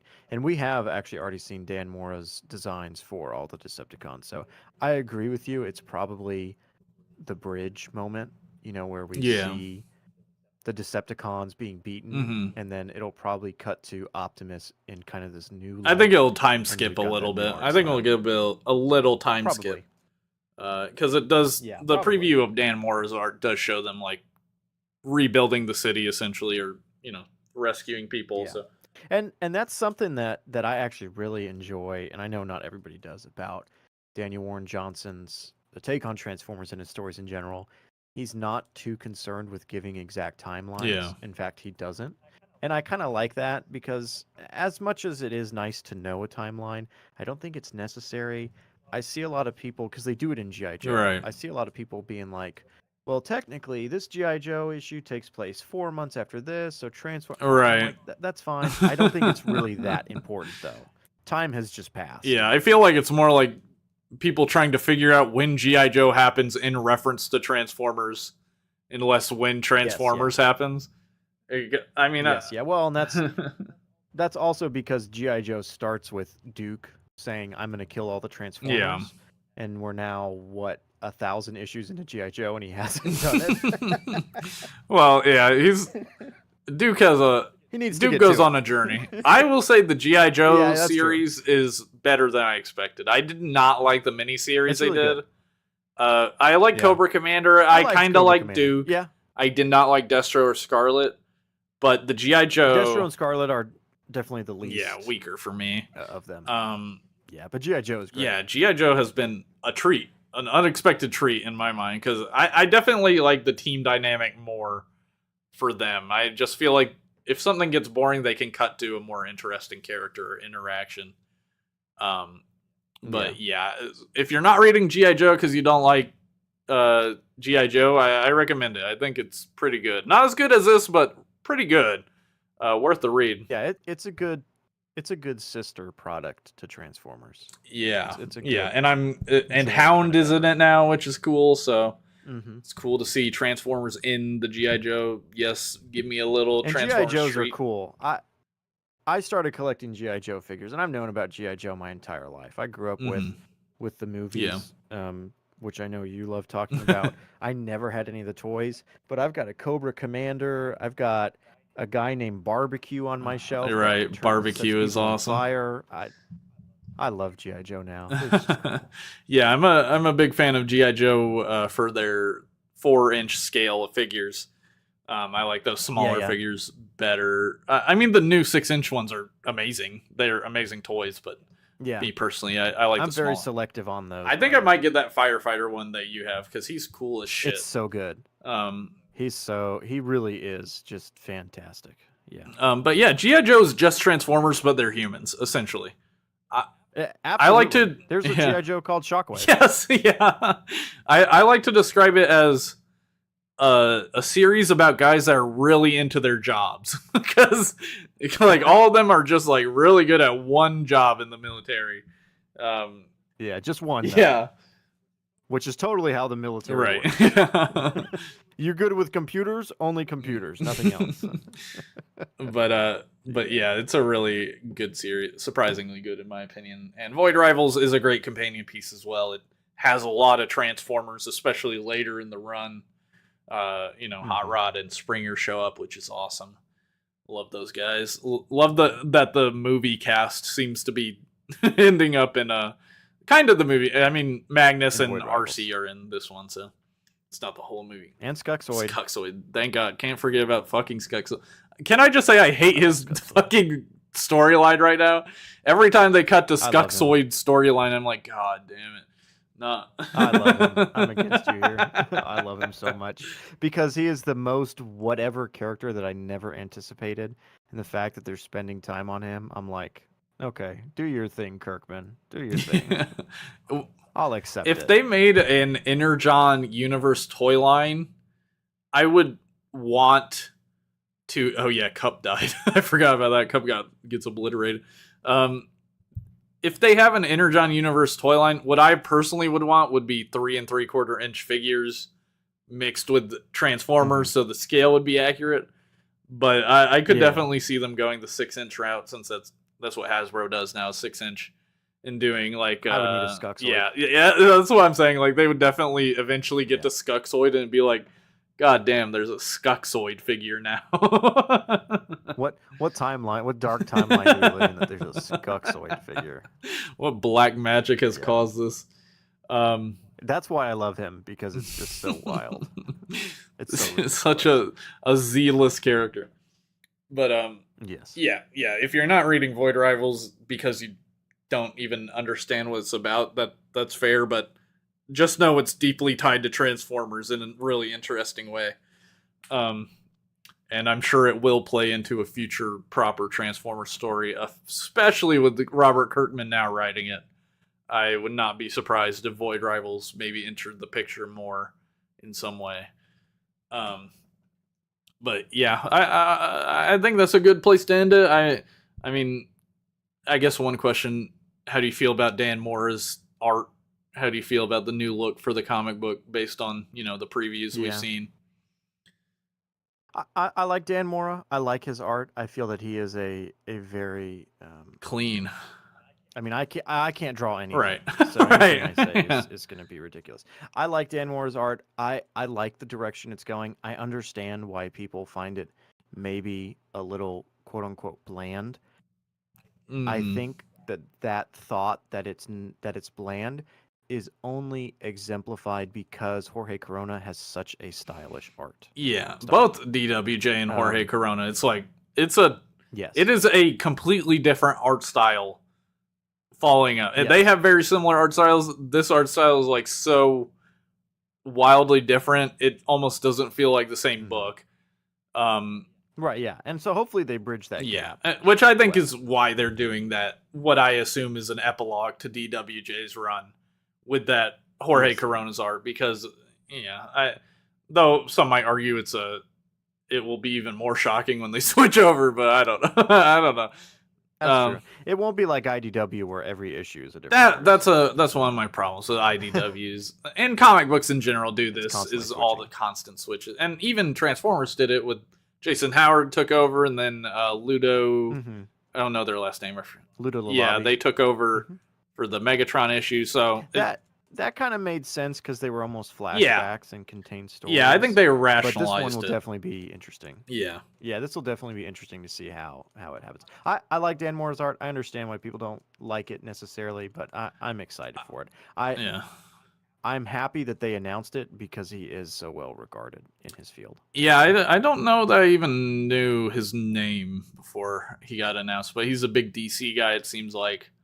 And I did not really like the preview pages, to be quite honest. I don't like the look of I love the Jorge Corona's art, so borderline the exact opposite I wasn't super into. But I have seen... Well, first of all, I need to see some action. Once I see action, I can really formulate a true opinion on it. But I have seen his designs of the characters, like you were talking about earlier. They showed off some of the designs, and I think the designs are actually more stylized than I thought upon first look. Like the Especially those proportions wings. are Yeah. a little bit like long legs, shorter bodies. Almost reminds me of Transformers One a little bit with the proportions. Yeah, yeah. So not super clean like I thought it was. There is a little bit of stylistic stuff going on there, which I like. I like cartoony art. I like the more stylized, the better, almost for me Yeah, yeah. personally. So yeah, I'm interested. I am not gonna immediately disregard it like I feel like some people are. Mhm. Um, Yeah, there's going to be some fall off, but I think that's just normal anytime there's a change, but mhm. I'll be sticking with it. And there's still going to be Danny Warren Johnson and Jorge Corona covers to collect as well, which is nice. Right. And even if if I end up or whoever ends up reading it doesn't like the new direction, like this first set of 24 issues is such a good, like it's like watching Yeah, it's not going it's like anywhere. watching the first Transformers movie and then you watch ROTF and you're like, fuck, this sucks. You can still go back to the first movie and enjoy that. Like it doesn't lose its value in my mind. Some people, I feel Absolutely. like some people, when a bad sequel comes out, it's like the first one's ruined now. And it's like, no, you can I don't get disregard. that. I've never understood that mindset, but it's a very popular sentiment Yeah. online with anything. That's unfortunate. People are robbing themselves of enjoying Yeah. things. That's what the shame Yeah. is. So And just enjoy each piece for what it is. what I need is a big fat book with all of the 24 issues in it. I know they're making some big fat books with like 12 issues each, but I would like a big fat book with all 24 at some point, an omnibus or something. Yeah, the hardcover books, which we haven't heard about book 2. They should be talking about it soon. I'm guessing that they'll do a compendium, is what Image likes to call Yeah. them, which is the paperback version, which is what they just did for the Marvel comics. Which, by the way, they just showed off Compendium 2's Daniel Warren Johnson cover, and we get to see his renditions of Galvatron. Ooh, And that's cool. Those books are like bigger than the Bible, though. I've seen crazy. videos and stuff of them, and they look fat, bro. Is it Marvel? Yeah, It's the they're Marvel fat. runs. Does it have a Yeah, it's all of it. like? US and Oh, UK. very good, very good. I might have to pick that up Yeah, at some it's both point of it. because I would like to educate It's myself. the collection of everything. Yeah. Yeah. Oh, good luck. Yeah. Yeah. No, those. It's really good. It's surprisingly light because the page is like newspaper page. It's much lighter, which is nice. But I do hope that they do kind of a big compendium of the first 24 issues. But what is nice about book 1, which I have on my shelf, is that the back half of it is notes from Daniel Warren Johnson about him when he first started writing. And so I'm really interested to see what they do for book 2, if they're going to have more behind the scenes for him. I hope so. I do hope in the future he comes back, even for a one-off issue or something. I would love for him to come back. I would love for him to come back and just take control again. But I don't know if we'll ever see that. But he's definitely made his mark on the community, and I'm really happy with what he brought us. I'm not joking. I was kind of off Transformers for a long time. Not a long time, but a while. And when this came out, it really reinvigorated my love for the franchise. Like I definitely owe Dumb Jake existing to this comic book, because I did make this account kind of to talk about Transformers Energon Universe and the Ultimate Spider-Man comic books. Like I that was the original intention I had before I started making other videos that did better. Yeah. Well, I mean, I owe my channel's existence to right. this. So we kind of both do. Yeah, now I'm trapped. I can only. Yeah. You're the Skybound guy. I'm doing GoBots, everybody. Skybound guy does GoBots ? Cringe. That's the funny thing, is that people call me the Skybound guy, and I'm like, I have done other things, and there are other creators that do solely do Skybound and nothing else. How did I get stuck with the name? You're the most subscribed out of all of them, aren't you? I think. I'm about to be surpassed. Oh, really? I'm about to be surpassed by Swizz Prime. Okay, He's Swizz Prime. He's gonna push past. He's great because he is consistently on the dot with those recaps, and I don't really do recaps. I did for 25. Yeah. So he's a great source for people who don't have access or who don't want to read it.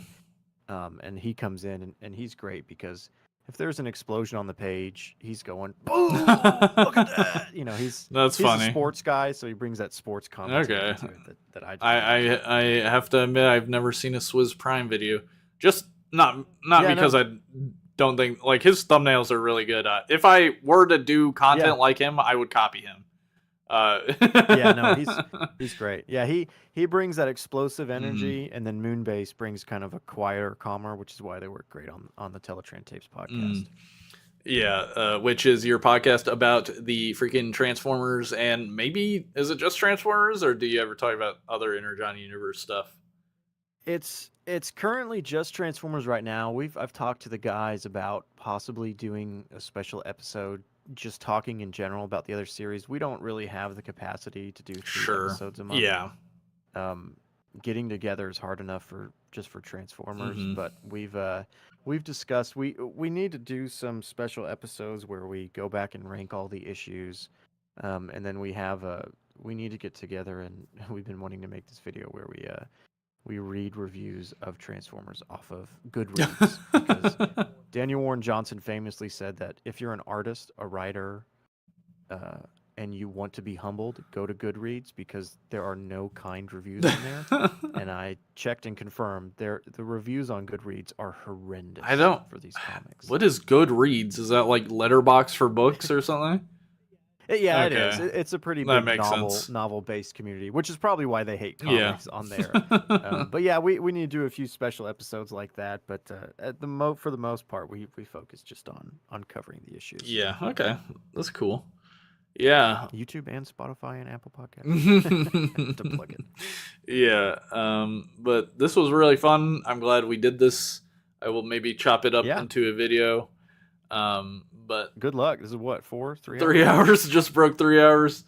Oh, easy for you. Right. Right. But they What? I've been editing the GoBots video this whole time. right. This bastard's been half paying attention in the world of GoBots as if anyone fucking cares. Bro. Who cares about the GoBots? I know. I'm gonna upload that video and get 2 views and be like, I'm. I will finished. watch it. I can You will rest. get 1 view from Dumb Jig because I will watch it That's because it enough. sounds weird as fuck and I'm interested. It is.